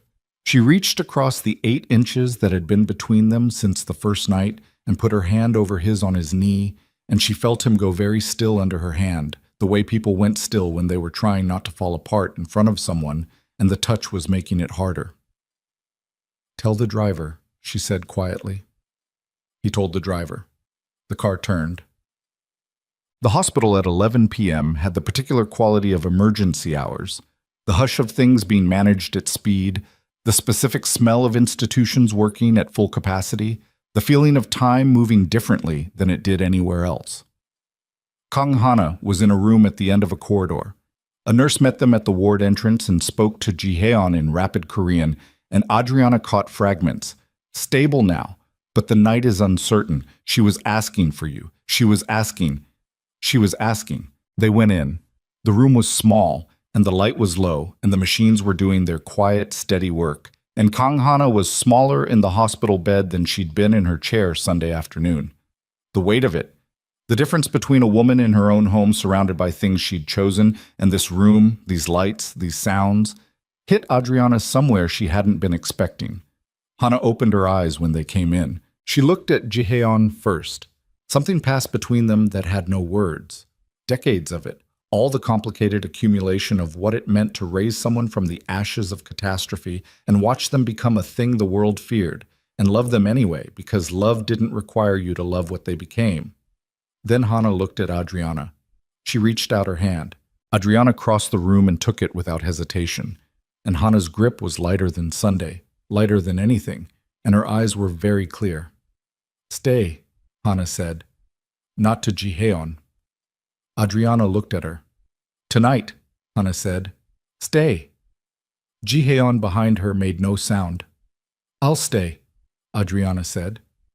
Hana's grip tightened fractionally, just fractionally. She closed her eyes. Adriana sat in the chair beside the bed and held the old woman's hand and felt the full weight of 11 days settling on her at once. The contract, the corridor, the consulate, the gala, Doyun's folded hands, the 7-word message, Ryu Taesung's name, the dinner, Jihyeon's voice saying "my grandmother" with that specific unguarded care, and understood with the clarity of 11 p.m. in a hospital room that the practical section of her chest where she'd been filing things had reached capacity. There was no more room. She looked up. Jihyeon was standing in the doorway. He was looking at her the way she'd been told once, that people looked at things they didn't know how to survive losing, with a kind of desperate attention, as though the looking itself could hold something in place. She held his gaze, and understood for the first time that the thing she'd been filing carefully away for 11 days was already past the point of filing, that it had been past that point for longer than she'd admitted, and that Kang Hana, 78 years old and smaller than she'd been 4 days ago, was lying in a hospital bed having asked Adriana to stay, not Jihyeon. Adriana, because she had seen in 11 days what Adriana had been trying not to see in herself. The contract had a 6-month end date. Her heart, apparently, had not read the contract. She stayed the whole night. Not because Hana asked again. The old woman slept within 20 minutes of them arriving, the machines doing their steady work, the room holding its low hum of sustained function. She stayed because leaving felt wrong in a way that had nothing to do with obligation and everything to do with something she'd stopped trying to categorize. Jihyeon brought 2 chairs from the corridor. He set them beside the bed without asking if she wanted to stay, without saying anything at all, and sat in the one on his side and leaned forward with his elbows on his knees and watched his grandmother breathe. They stayed like that for a long time. Around 2 a.m., a nurse came in, checked the monitors, made a small note, and left without disturbing anything. Around 3 a.m., the hospital settled into its deepest quiet, that specific 3 a.m. quality that had no equivalent at any other hour, a silence that felt less like absence and more like the world briefly holding its breath. Adriana looked at Jihyeon. He hadn't moved in 2 hours. His jacket was off, folded over the back of the chair. The white shirt from the dinner was creased now, the sleeves still pushed up, and he was looking at his grandmother's face with the concentrated attention of someone trying to memorize every detail before the details changed. "She's stable," Adriana said quietly. "Tonight she is. That's what tonight gets to be." He looked at her. In the low hospital light, his face was stripped of everything he usually wore in front of the world. The management, the precision, the controlled surface. What was underneath it was not weak. It was just human and tired and frightened in the specific way of someone who understood exactly how loss worked because they'd survived it before and knew the weight of what was coming. "I don't know how to do this again," he said, very quietly, the words barely carrying across the space between the chairs. "Lose someone." "Yes." She looked at him for a moment. Then she said, "You don't have to know how. You just have to stay in the room." He looked at her. "That's all any of it is," she said. "Just staying in the room when it's hard to stay." He didn't answer. He looked back at his grandmother's face, and Adriana watched something move through him. Not release, not relief, but the small specific shift of a person who has been holding something alone for a very long time and has just, by a fraction, let someone else know the weight of it. She reached across and put her hand over his again. He turned his hand over under hers and held on. They stayed like that until morning came gray through the hospital window and Kang Hana slept on undisturbed, and Seoul outside went on being its enormous, indifferent self, and neither of them said anything else, because there was nothing else that needed to be said.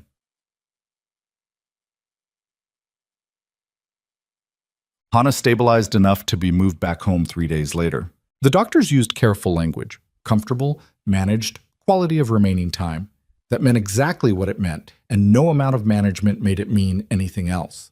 Jihon heard it with his face set in the particular way of someone who had decided to process information rather than feel it, and Adriana stood beside him in the corridor outside the room and felt the decision happening in him and said nothing because he needed to make it himself. She went home. She worked her shifts. She called Chisholm twice and kept both calls short and factual because she didn't have the bandwidth for her sister's careful, loving worry, and because there were things happening inside her that she hadn't processed yet and couldn't process while trying to also manage someone else's concern. On the fourth day after the hospital, Han called her. "Mr. Kong asked that you be available this evening," Han said. "There's been a development with Ryu." She was between lunch and dinner service. She stepped into the back hallway. The same one, the fluorescent tube still occasionally flickering, the smell still garlic and industrial cleaner, and said, "What kind of development?" "The kind that requires your presence," Han said, with the specific professional neutrality that told her the kind was significant. 7 o'clock, the penthouse. She arrived at 6:58. Jihon was not alone.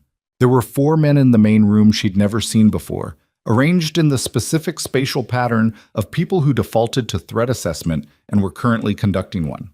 All of them registered her arrival and registered Jihon's response to her arrival, a fractional easing of something in his posture, and recalibrated their own assessments accordingly. Han was there. Han gave her a brief nod that communicated, "This is serious, stay close, and trust the process." Jihon crossed the room to her. He looked like he'd slept in the past 4 days, but not well. The specific thinness around his eyes of someone running on managed rest and adrenaline, and the kind of focused anger that was keeping everything functional. "He moved," Jihon said. "Ryu. This morning, he made a formal approach to 3 of my primary business contacts. Not threatening, formally polite. Offering alternative arrangements, implying that my current situation creates instability that makes me a difficult long-term partner. He's trying to peel your network away. He's announcing that he thinks I'm weakened." Jihyeon's voice was level. "The marriage, my grandmother, Do-hyun's removal creating a gap in my operations. He's read all of it as vulnerability and he's moving on it." She looked at the 4 men in the room. "Who are they?" "Mine, the people I trust most completely." A pause. "There are 4 of them, which is fewer than it should be and more than enough. What's the plan?" He looked at her. "That depends on you." She waited. "Ryu made contact with one of my contacts this morning," he said. "A man named Chairman Baek. 70 years old, significant influence across 3 industries, knows everyone in Seoul's business and financial world who matters. If Baek publicly aligns with Ryu, it's damaging. Manageable, but damaging. And if Baek publicly stays with you, then Ryu's approach reads as failed. The other contacts hold. His momentum stalls before it builds. So you need Baek to stay." "I need Baek to have a reason to stay that feels stronger than whatever Ryu offered him this morning." He looked at her directly. "Baek is old-fashioned in specific ways. He believes in legacy, family, the kind of stability that announces itself rather than negotiating itself." A pause that carried its weight clearly. "He's requested a meeting tonight. He specifically mentioned that he'd like to meet my wife." The room was very quiet. She understood what he was asking, the full shape of it. Not a gala performance, not a dinner with Madame Cho, but a direct high-stakes meeting where Kang Ji-hyun's wife needed to be fully, convincingly real to a 70-year-old man who had been reading people for 5 decades and whose decision tonight had operational consequences. "You're asking me to help you hold your network together," she said. "Yes. By being someone you're not sure I am yet." He looked at her steadily.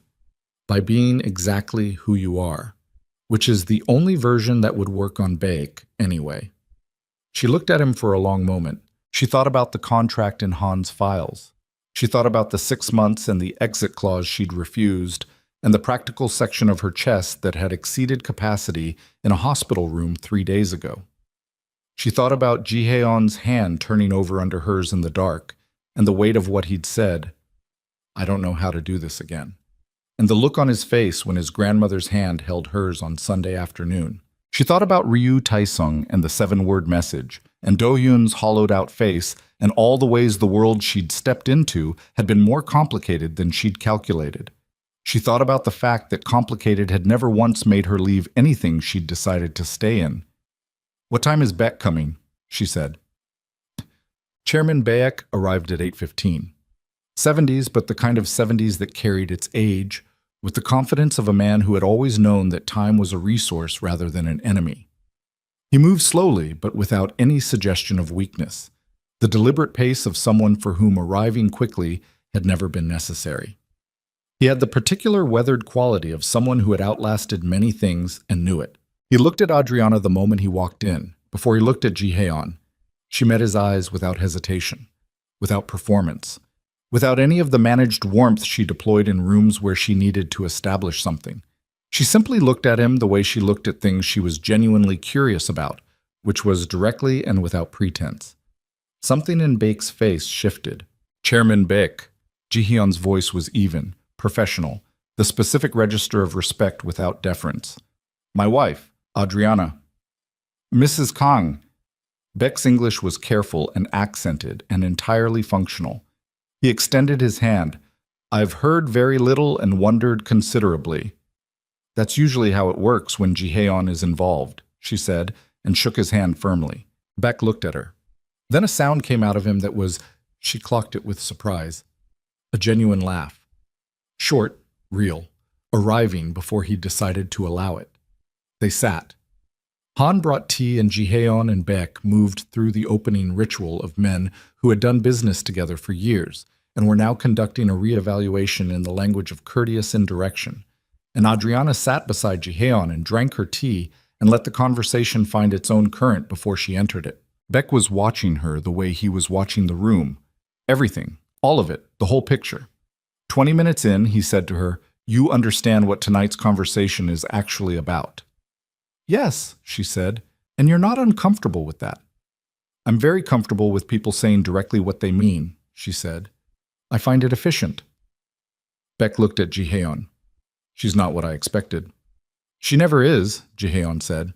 "Ryu Tae-sung spoke to me this morning," Beck said, dropping the indirection entirely, addressing them both now. "He suggested that Jihon's current circumstances represent an instability, that the marriage was rushed, the background unknown, the timing of his grandmother's illness." He paused. "That a man managing so many variables simultaneously is a man who cannot manage his operations with the attention they require." The room was quiet. "What did you tell him?" Adriana said. Beck looked at her. "I told him I would consider his perspective." "And what are you actually considering? Whether Jihon made a decision that was foolish or one that was correct, but made quickly." He put down his tea. "In my experience, those two things look identical from the outside for a period of time.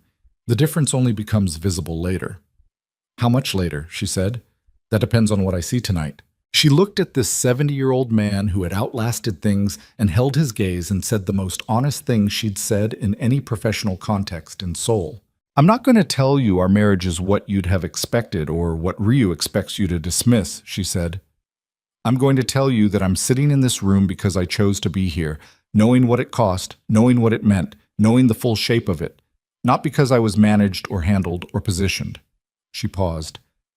"And I'm going to tell you that the man beside me hasn't once, not once in the weeks I've known him, made a decision that treated me as less than someone who deserved the full truth. That's rarer than anything else you'll find in this city." Beck was very still. "Ryu is betting on instability," she continued. "The instability he's describing doesn't exist. What exists is a man dealing with his grandmother dying and a competitor trying to read grief as weakness." She held Beck's eyes. "You've outlasted a lot of things. You know the difference between a man who's failing and a man who's being tested." Silence. Beck looked at Jihon. Jihon was looking at Adriana. The look on his face was, she registered it and felt it land somewhere that was no longer the practical section of anything. It was the look of a man who had stopped managing what was on his face entirely, and what was there in the unmanaged version was so clear and so exposed that she had to look away from it to keep her own composure intact. Beck said quietly, "I'll make 2 calls tomorrow morning, the contacts Ryu approached. I'll be explicit." "I appreciate that," Jihon said. His voice was not entirely even. "Don't thank me," Beck said. He was looking at Adriana. Thank her. He stood. The meeting was over with the efficiency of a man whose time was genuinely limited. Mrs. Kang, it was a considerable pleasure. Chairman Beck, she said. He left. The door closed. The four men who had been positioned in the room's periphery became slightly less rigid. Han exhaled almost inaudibly. Jihon sat very still. She picked up her tea and found it had gone cold and put it back down. Adriana, Jihon said, don't. She said it before he could continue, because she could hear what was coming and she wasn't ready for it. Not here, not with Han and four other people in the room, and all of her own composure held together by the specific tension of a night that wasn't over yet. Not right now. He was quiet. She stood. I'm going to get some water. She walked to the kitchen and ran the tap cold and stood with both hands on the counter and breathed through the shaking she'd been containing for the last 40 minutes. It came out of her hands first, a slight tremor, the specific physical aftermath of sustained high-intensity performance, and she ran cold water over her wrists until it stopped. She heard the room behind her clearing, Han's voice, quiet and efficient. Movement. Doors. The room being managed back into its operational normalcy. Then footsteps. Jihon came into the kitchen and stood on the other side of the counter. She didn't turn around. You didn't have to say those things, he said. They were true. They were more than what the situation required. I know. She turned the tap off. I know they were. The kitchen was quiet. The city was visible through the window above the sink. The same city, always the same city, enormous and indifferent and lit up in its 1,000 directions. The contract, he said, very carefully, like a man approaching something that might break. I know what the contract says. 6 months. We're not halfway. Jihon. She turned around. He was standing with his hands at his sides and his face entirely open. No surface, no management, nothing between her and whatever was actually happening in him. And it was the most vulnerable she'd ever seen a person who wasn't crying look. It was the face of someone standing at the edge of something and not knowing how to step back from it and not entirely wanting to. She looked at him. She thought about her father's will and the hallway and the contract and the gala and the hospital and Do-hyun's folded hands and Hana's grip and tonight's room and Chairman Bayek's careful 70-year-old eyes and the things she'd said that she'd meant so completely it had come out without architecture. She thought about the practical section of her chest, which no longer existed. I said the things I said because they were true, she said. Not because the contract requires them to be true. Not because the situation needed them. Because they were actually true. He was very still. That's a problem, she said quietly. For the contract. He crossed the kitchen in 3 steps and kissed her. Not the way she'd imagined it, in the involuntary way she'd been not imagining it for weeks. Not controlled, not managed, nothing strategic about it. Just completely direct.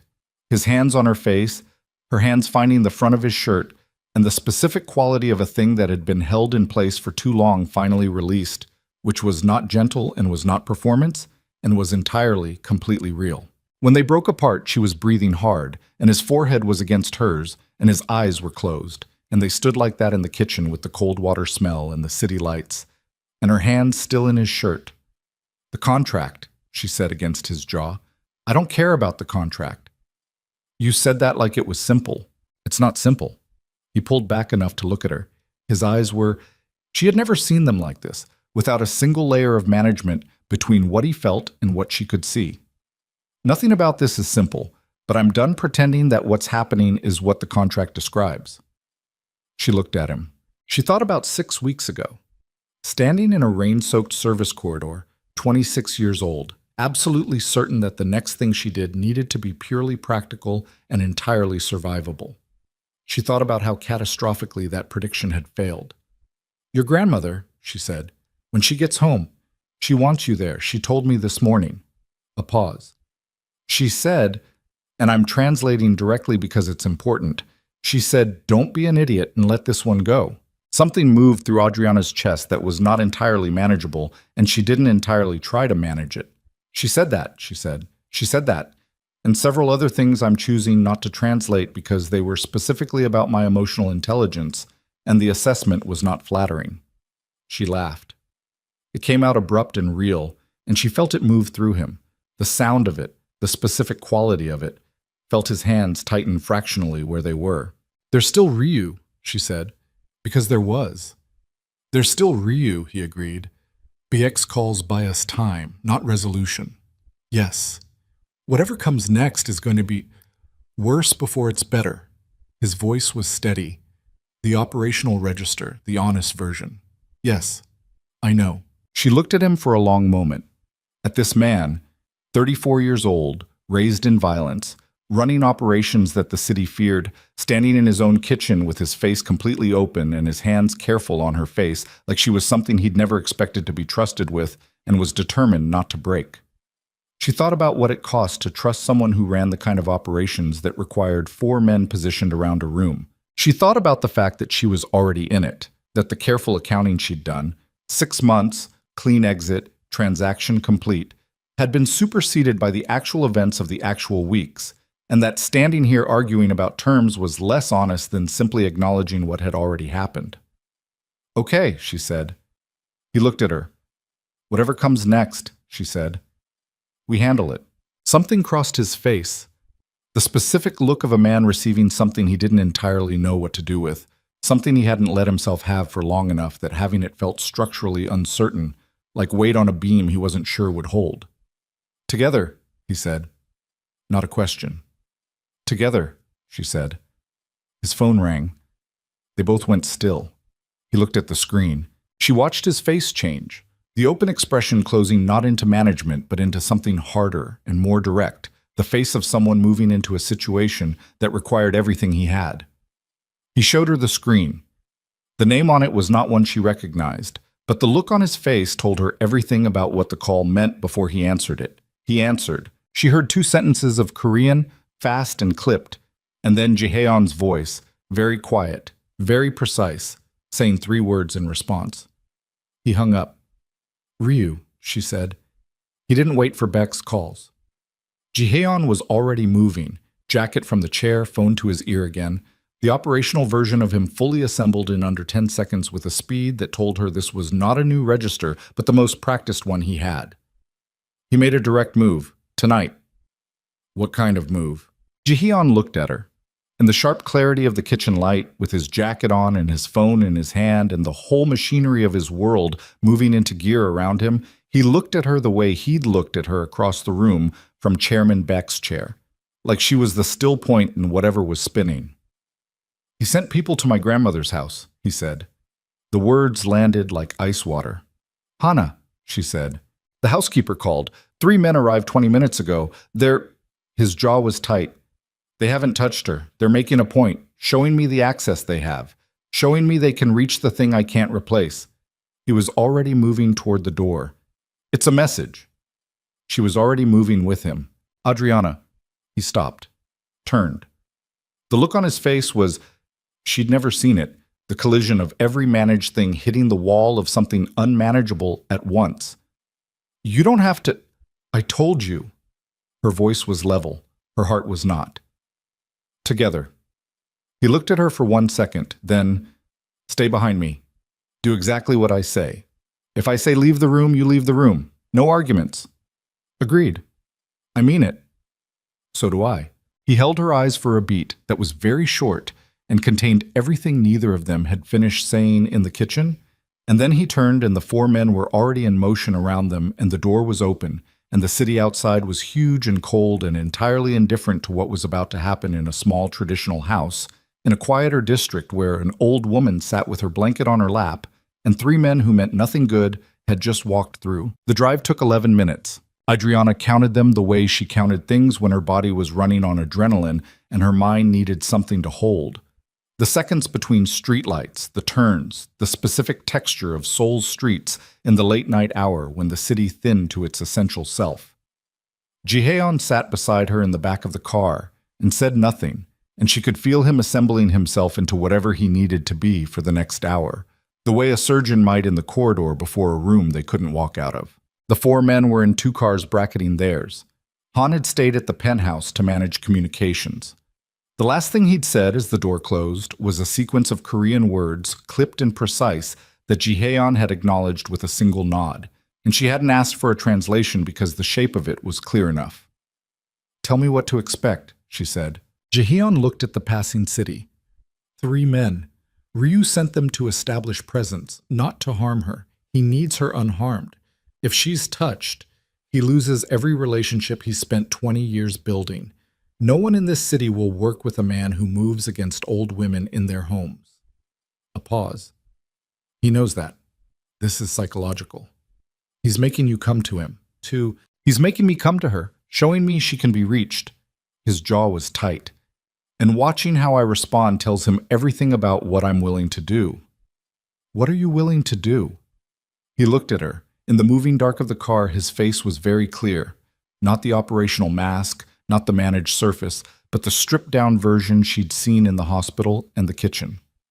Whatever it takes to end this permanently meaning, Ryu will never have reason to reach for anything of mine again after tonight. He held her eyes. I need you to understand what that means without me having to say it specifically. She understood. She sat with it for exactly as long as it required, and then she said, "Okay, you're not going to argue with me." "I told you what I believe about being cornered," she said. "People do what the situation requires. I don't have to like every shape that takes." He looked at her for a moment longer. Then he looked back at the window and said, very quietly, "I'm sorry you're in this." "I'm not," she said. He turned sharply. "I'm not sorry I'm in it," she said. "I made the choices that put me here. All of them." She held his gaze. "I'm not a passenger in my own life. Don't apologize to me for that." The car slowed. Through the window, she could see the quiet street, the traditional district, the older buildings, the stone walls that lined the approach to Hana's house. 2 unfamiliar cars were parked badly at the near end. The specific carelessness of people who had come somewhere with the assumption that their presence itself was the message and parking protocols were for people who didn't know that yet. Jihon's hand found hers in the dark. Brief. Tight. Then he released it and the car stopped and he was moving before she'd entirely processed the touch. The courtyard gate was open. Wrong. It should have been latched from inside. The specific wooden latch that Adriana had watched the housekeeper secure on Sunday when they left. It stood 3 inches open, which was not careless but deliberate, the same way the badly parked cars were deliberate. A series of small demonstrations. We were here. We opened what was closed. We can do it again. Jihon went through the gate first. The 2 men directly behind him moved with the practiced economy of people for whom this kind of entry was technical rather than frightening. She came after, with the 3rd man beside her. A silent arrangement that Jihon had made with a look and a gesture that she'd clocked as stay close to him. He's yours to manage. The courtyard had its plants and its water feature still running, the sound of it strange and ordinary against the specific tension of the night. The light was on inside the main room, visible through the paper screen's shapes moving behind it. Jihon stopped at the entrance. He didn't knock. He opened the door and walked in. 3 men. She registered them in the order they turned. The one nearest the door first, mid-30s. The particular build of someone hired for presence rather than subtlety. The second near the far wall, younger, with the specific alertness of someone who had been told to watch and was watching everything. The third sitting in the chair across from Hana. Hana was in her chair, blanket on her lap, hands folded over it, looking at the 3rd man with an expression of such complete withering composure that Adriana, even in the tight-wired tension of the moment, felt something that was almost pride.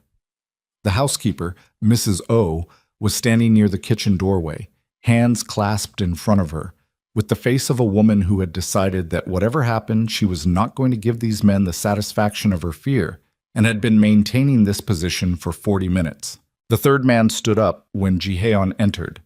He was the one who mattered. The one in the chair, closest to Hana. The arrangement a statement in itself. 40s. Well-dressed in the specific way of someone who wanted to establish they were a professional rather than muscle. The face of someone accustomed to being the representative of consequences. "Mr. Kang," the man said, in Korean, then in English, glancing at Adriana.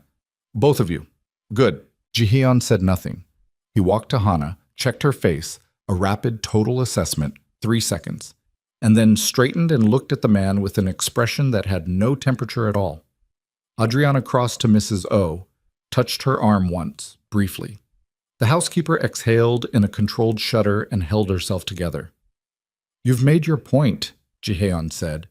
His voice was very even, the specific evenness of something with enormous pressure behind it. "Mr. Ryu felt it was important that you understand the nature of the arrangement he's proposing," the man said. "A renegotiation of the Western Corridor terms. Given the current circumstances, he believes a more equitable division. You're in my grandmother's house at 11 p.m. Jihyeon's voice was still even. "There is no version of this conversation that ends with a renegotiation." The man looked at him. Mr. Ryu anticipated this response. He asked me to be clear that the current arrangement— "Get out." The two words landed with the specific quality of something that didn't need volume to cut through everything else in the room. The man paused. He looked at the two others, a rapid confirmation check. Then at Adriana. Then back at Jihon. "Mr. Kang, if you're unable to approach this practically, I want you to look at this room," Jihon said, still quiet. "I want you to look at what you came into tonight and understand that you have crossed a line that cannot be relocated. Whatever Ryu told you this visit would accomplish, a demonstration, a negotiation, a show of access, he miscalculated, completely." The man's composure was professional but not infinite. A fraction of uncertainty moved across his face. "The conversation about the Western Corridor is finished," Jihon continued. "The arrangement Ryu wants doesn't exist and will not exist. What does exist as of tomorrow morning is a situation where Ryu answers to every relationship he has for what happened in this house tonight." He paused. "You know who Chairman Baek is?" A beat. "You know what a call from Baek to the 3 contacts Ryu approached today means for Ryu's position." Another beat.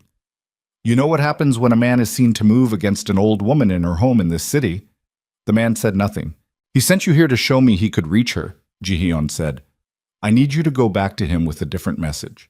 Tell him he showed me exactly what he's willing to do, and that what he's willing to do is the last card he had, and he played it tonight, and it didn't work." The room was absolutely still. The water feature outside continued its absurd, steady sound. Hana, in her chair, had not moved, had not spoken. Was looking at Jihyeon with the specific expression of a woman who had raised him and was watching him be, in this moment, exactly what she had always known he could be.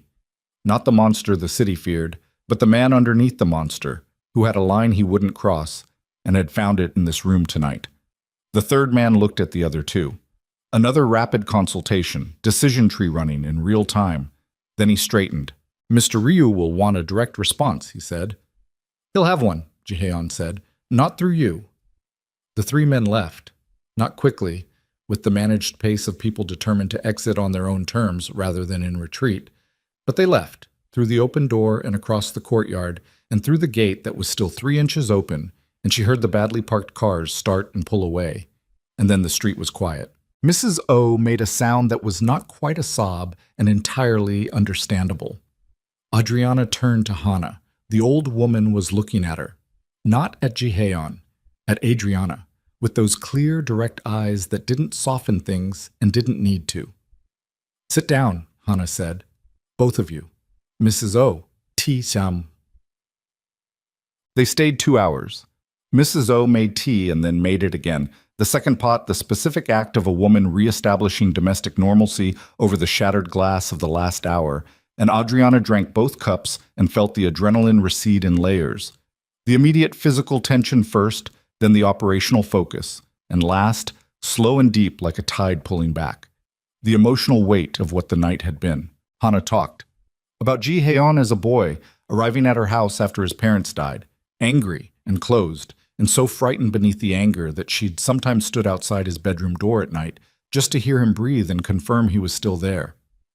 About the years she'd spent watching him build an empire from the ruins of a childhood that had taught him the world was violent, and that the only response to violence was to become something the violence couldn't touch. "I was afraid," Hana said, "that he would forget what he was building it for." She wasn't looking at Jihon when she said it. She was looking at Adriana. "And then he brought someone home," Hana continued, who remembered for him. Adriana looked at her hands around the teacup, the burn scar, the hangnail, finally dealt with 3 weeks ago. I didn't come here for that reason, she said honestly. I know. Hana's voice was dry with the specific dryness of someone who had lived long enough that the distinction barely mattered. The reasons we arrive somewhere and the reasons we stay are rarely the same thing. Jihon, beside Adriana, said nothing. He was looking at his grandmother with the concentrated attention of a man memorizing a face, the same way he'd done in the hospital, and she felt the grief in it alongside the gratitude, the two things occupying the same space without canceling each other out. At 1 a.m, Hana's eyes started to close with the specific heaviness of a body that had been through too much in one night and needed to rest. Mrs. O helped her to her room. At the doorway, Hana stopped and turned and looked at both of them one more time. The divorce papers, she said, to no one in particular. Don't sign them. Then she went to bed. Mwah. Outside in the courtyard, Jihon stood with his hands in his jacket pockets, looking at the stone water feature still doing its steady work in the dark. Adriana stood beside him. The city beyond the courtyard walls was quiet at this hour, the specific quiet of a city that never fully silenced but dropped to its lowest register around 1 a.m. Not peaceful exactly, but resting. Ryu, she said, what happens tomorrow? I make 2 calls before 8 a.m., he said. Baek is one. The other is a man in Busan who has been watching Ryu's expansion with significant personal concern for 18 months. Together, those calls create a pressure framework that makes any further move from Ryu public, visible, and professionally catastrophic. He looked at the water. He'll retreat, not because he wants to, because the cost of not retreating exceeds any gain he can calculate from continuing. You've been building toward this for weeks. Since Tuesday. Since I understood the shape of what he was doing. He paused. The Western Corridor moved 6 months ago. I told myself it was clean, within the agreed terms. It was. Technically. Another pause. But I knew how Ryu would read it. I knew, and I moved anyway because the opportunity was significant, and I told myself I could manage the response. She looked at him. I pulled you into a situation that was already in motion, he said, before the hallway, before the contract. The instability Ryu tried to weaponize tonight. I made it. My grandmother, Do-hyun, the exposure, all of it flows from a decision I made 6 months ago that I justified too quickly and examined too slowly. The courtyard was very still. I know, she said. He looked at her. I've known since Do-hyun, she said. The shape of it. She held his gaze. You're not telling me anything I hadn't figured out. And I'm still here. The words were simple. They didn't reach for anything. They were just true, stated in the quiet courtyard at 1 a.m. after a night that had cost them both something they hadn't budgeted for, and they landed with the weight of things said without strategy. He looked at her for a long moment. Adriana, he said. The way he'd said her name in the corridor that first night, with weight. Different weight now. The weight had a name it didn't have then. She could hear it in the way he said the word. I know, she said, again, softer. I need to say it. I know that too. He exhaled, just slightly, the specific exhale of a man setting down something he'd been carrying for longer than he'd admitted. I love you, he said. That's not the contract. That's not the situation. That's been building since before the hallway, and I've been refusing to name it because naming it made it real, and making it real meant I had something to lose, and I have spent 20 years making sure I didn't have things I couldn't afford to lose. She looked at him.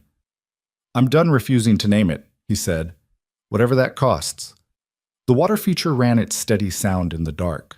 She thought about a flickering corridor and a legal document and an old woman's hand and 7 weeks of the most complicated, costly, bone-deep real experience she'd had since she left Lagos, with a plan and a determination and shoes that didn't fit. She thought about Chisum's voice on the phone. Are you okay? And the answer she'd given that had been true then and was truer now in a way Chisum would probably find simultaneously alarming and unsurprising. She thought about her father, Tabena Okoye, who had buried a clause in his will about marriage with the specific stubbornness of a man who believed that the right structure could protect the people he loved even after he was gone to protect them himself, who had been wrong about almost everything except, possibly, accidentally, this. I know, she said. The third time, different meaning. She stepped toward him. I've known for a while. He pulled her in and held on, and she felt the full weight of him. Not the managed version, not the operational version, but the actual person, tired and relieved and frightened and present, and she held back with everything she had and let the courtyard be quiet around them. The calls were made before 8 a.m. She was there for both of them, not in the room, but in the penthouse, or drinking coffee at the kitchen window while Jihon's voice came from the study in the controlled cadences of a man managing consequences. She heard the tone rather than the words and understood the shape of them, deliberate, precise, the kind of conversation that moved things into place without requiring drama because the information itself was the drama. When he came back to the kitchen, his face was settled. The tightness that had been there since Tuesday of the first week, the managed residue of a situation in motion, was gone. Not replaced by ease exactly, but by the specific stillness of a man whose pieces were where he put them. Beck, she said, supportive, explicitly. He poured coffee. The Busan contact, his name is Chairman O, no relation to Mrs. O, was already aware of Ryu's western corridor positioning. He's been looking for an alignment point for months. Last night's move gave him everything he needed. Ryu's isolated. He'll make noise, Jihon said. Men like Ryu always make noise when they're cornered, but the noise will be expensive for him and free for us. He sat across from her. It's over. She looked at him. Are you sure? In this business, you're never completely sure, he said, but I'm sure enough that I can tell you without managing the answer. She nodded. He looked at her over his coffee. I want to talk about the contract. I know. Han has the paperwork, the divorce filing has an activation date in 6 weeks. He set his cup down. I want to withdraw it. She looked at him steadily. You're asking me to stay married. I'm asking you to choose it. Actually choose it. Not the contract version, the real version. Whatever that looks like. Whatever pace you need. Whatever you need it to be. He held her eyes. I'm not asking you to become something the city expects Kang Ji-hyun's wife to be. I'm asking you to be what you already are, which is exactly what you are, and to let me be in your life while you're being it. She absorbed this. She thought about the Nigerian-Korean fusion restaurant she'd been designing in her head for 2 years, the menu she'd built mentally during bad shifts, the specific neighborhood near Itaewon where the rent was possible and the foot traffic was right, the name she'd decided on at 3 a.m. once and forgotten and rediscovered 6 weeks later in the Notes app on her phone. She thought about her sisters, Chisholm's voice, the house in Lagos that was now safe, the land in Enugu that Emeka couldn't touch, the twins growing, their school fees paid, their futures intact. She thought about Hana saying, don't sign them from a doorway at 1 a.m. with the absolute authority of a woman who knew exactly what she was saying. She thought about the practical section of her chest, which was gone entirely now, replaced by something that didn't have a clean name, but was considerably heavier and warmer and more real. I want to open a restaurant, she said. He looked at her. A real one. Mine. Not a position in yours or a favor from your network. My own capital, my own concept, my own name on the lease. She held his gaze. I'll need time and I'll need to keep working at Gumong until the capital is right, and I will not be doing this on your timeline or with your money. I wouldn't expect otherwise. And I want to go home first, she said. Lagos. Before anything else gets decided. I need to go home and see my sisters, and walk through my father's house and understand what it means that it's still there. Of course. And I need you to understand that I am not becoming a different person because of this. I'm not going to stop having opinions or saying them or pushing back on your decisions when your decisions are wrong. That is not a temporary state. That is me. I know, he said. The third time. The same weight she'd put in it the night before returned. She looked at him. She thought about a night 7 weeks ago, standing in the rain and the dark, and the absolute desperate simplicity of having nothing left but bad options. She thought about how it felt to be cornered so completely that the only move was the one you'd never have considered in the open. She thought about what came through the impossible door. Okay, she said. Tell Han to withdraw the filing. Jihon sat very still for a moment, the specific stillness of someone absorbing something they've been afraid of not having, and then he nodded once, and she saw the thing that moved through his face, and she let herself see it without filing it anywhere. She flew to Lagos 2 weeks later. Chisom met her at the airport in a state of restrained emotional chaos that expressed itself as 2 minutes of very tight hugging and then a barrage of questions delivered so rapidly in the car that Adriana answered 3 of them simultaneously, and they both started laughing before she'd finished the second sentence. The house was the same. That was the thing that hit her when they pulled up. Not the size of it, not the specific details, but the sameness. Her father's house in Lagos was exactly itself. The gate with the rust on the lower hinge. The bougainvillea that had been threatening to swallow the front wall since she was 12 and still hadn't managed it. The sound of the city behind it, different from Seoul's sound, warmer, denser. The specific frequency of a place that had been home before she knew home was a thing you could lose. She stood at the gate and breathed it in for a long moment. Ngozi came out of the front door before she reached it, and the twins were behind her. And the next 20 minutes were the specific, beautiful chaos of a family that loved each other imperfectly and continuously. And Adriana sat in the middle of it and felt something a knot in her chest that she hadn't fully known was knotted. That night, after the twins were asleep, and Ngozi and Chisom were in the kitchen doing the specific late-night talking that sisters did when they had things to say that required the cover of domesticity, Adriana went to her father's study. It was as he'd left it. She and her sisters had agreed after the funeral to leave it for a while. 2 years later, still left. The desk, the journals, the reading glasses on their folded arms beside the lamp. The slight smell of the specific tea he'd drunk every evening. A blend from a shop that had been 2 streets over and was probably still there. She sat in his chair. She thought about a man who had loved his daughters enough to try to protect them from the grave, using the tools of his generation, the structures his own father had built. Conditional, imperfect, wrong in the way that loving people were often wrong when they tried to manage the futures of people who hadn't been born yet. She thought about what the clause had cost her and what it had given her, and the absolute impossibility of separating those 2 things. You didn't know, she said, to the study, to the glasses, to the ghost of an evening tea smell. You were trying. She paused. It worked, badly and accidentally and in ways you couldn't have planned, but it worked. The house settled around her in the way old houses did, creaking, breathing, full of its accumulated life. She sat for a while longer. Then she went back to the kitchen where her sisters were talking. She called Jihon from the rooftop that night, Lagos after midnight, the city's sounds below, motorbikes, generators, distant music, the specific nocturnal texture of a city that didn't entirely sleep. The sky was different here, wider and darker, the stars more present than Seoul's light-crowded sky allowed. He answered on the second ring, which she'd started to understand was simply how he was. The phone always close, the attention always available when it was her. How is it? He said.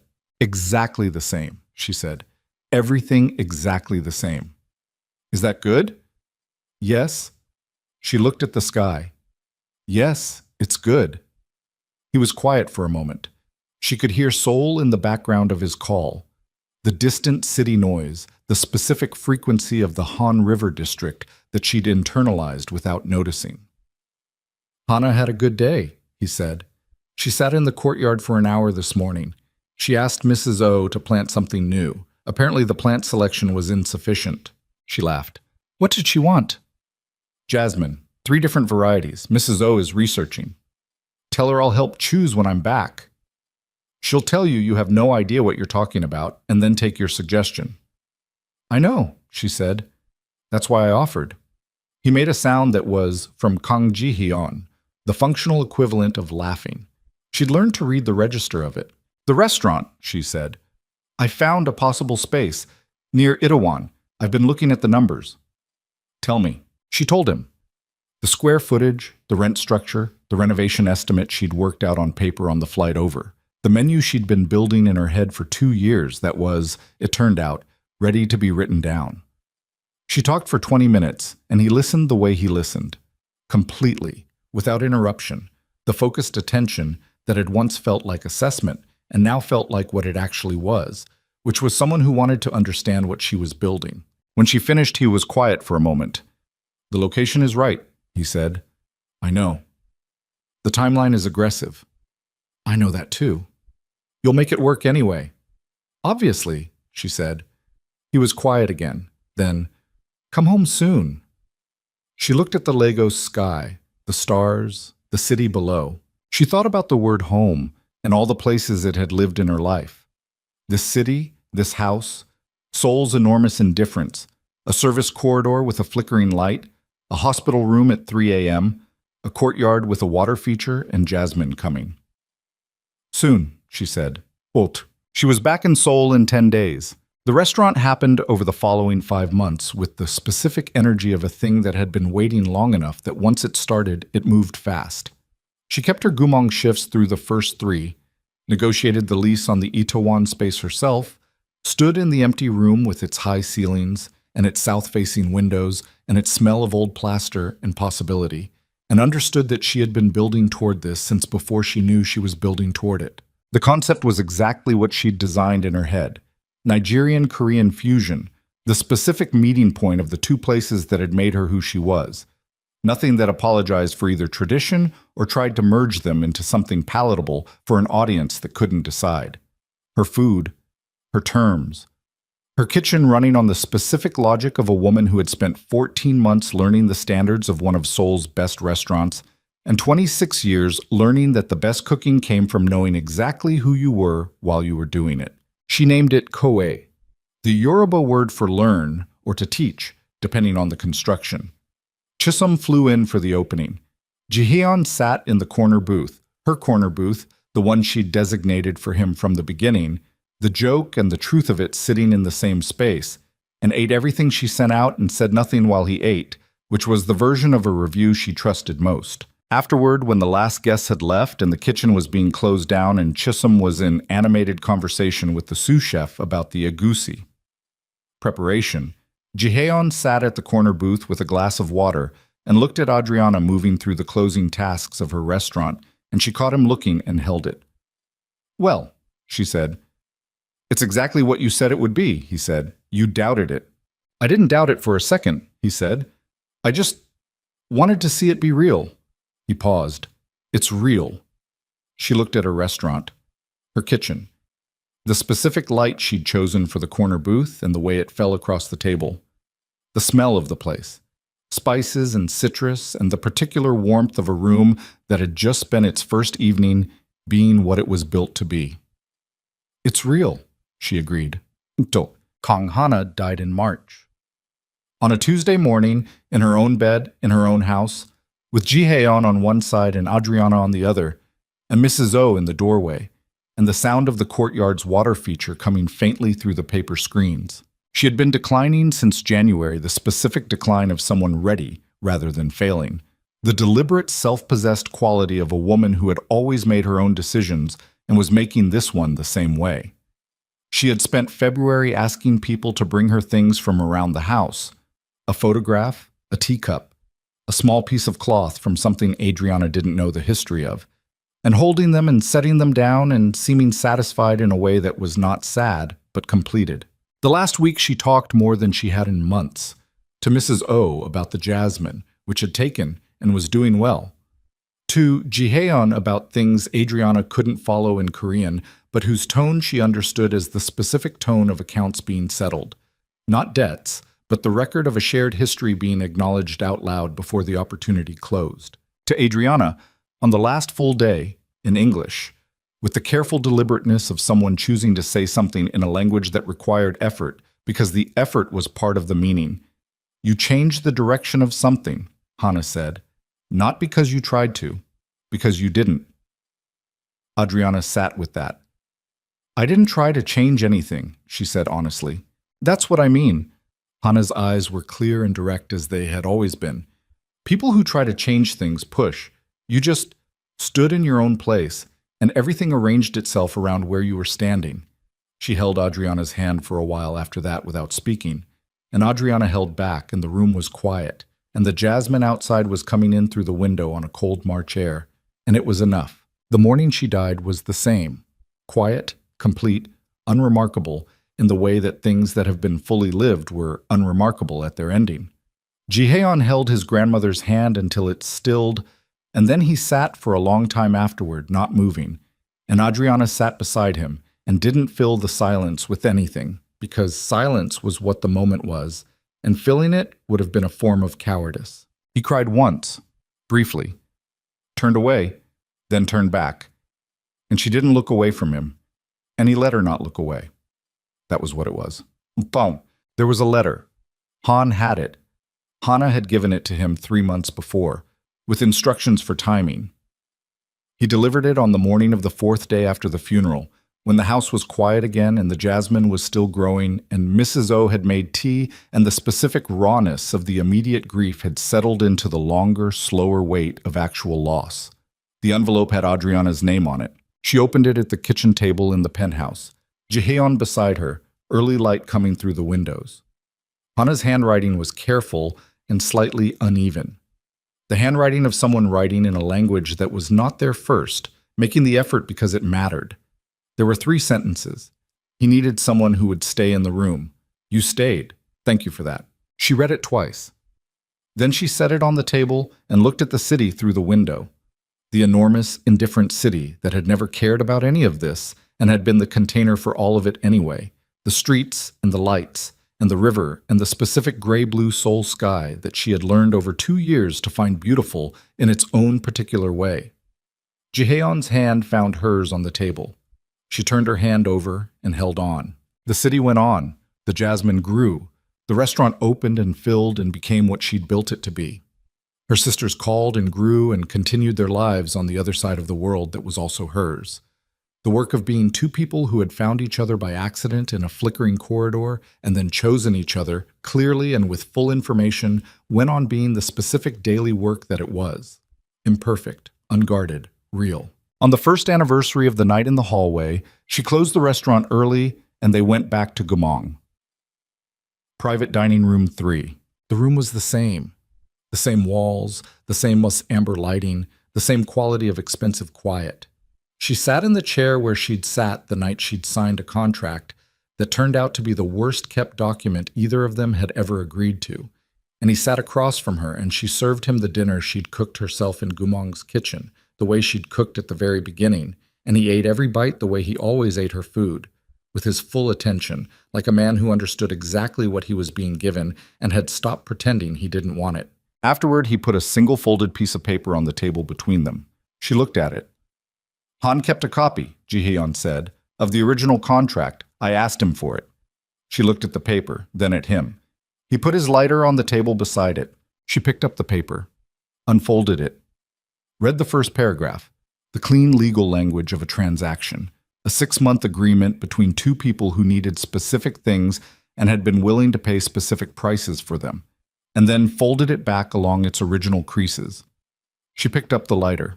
He watched her. She clicked it open.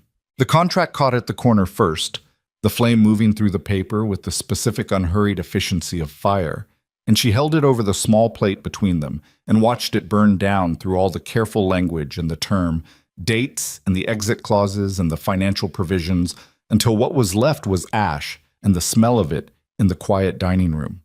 She set the plate down. She looked at him across the table. No more contracts, she said. He looked at her with that face, the open version, the one she'd been the first person in years to see, the one that had belonged to her since a hospital room at 3 a.m. when he'd held her hand in the dark and she'd finally stopped filing anything away. No more contracts, he said. Outside, Seoul ran on through its night. The Han River caught the city's light the way it always did. The streets moved with the specific energy of a city that had no opinion about any individual life but held them all the same, enormous and indifferent and endlessly, indifferently alive. Inside private dining room 3, the ash cooled on the plate, and Kang Ji-heon reached across the table, and Adriana Okoye took his hand. And that was enough. That was everything.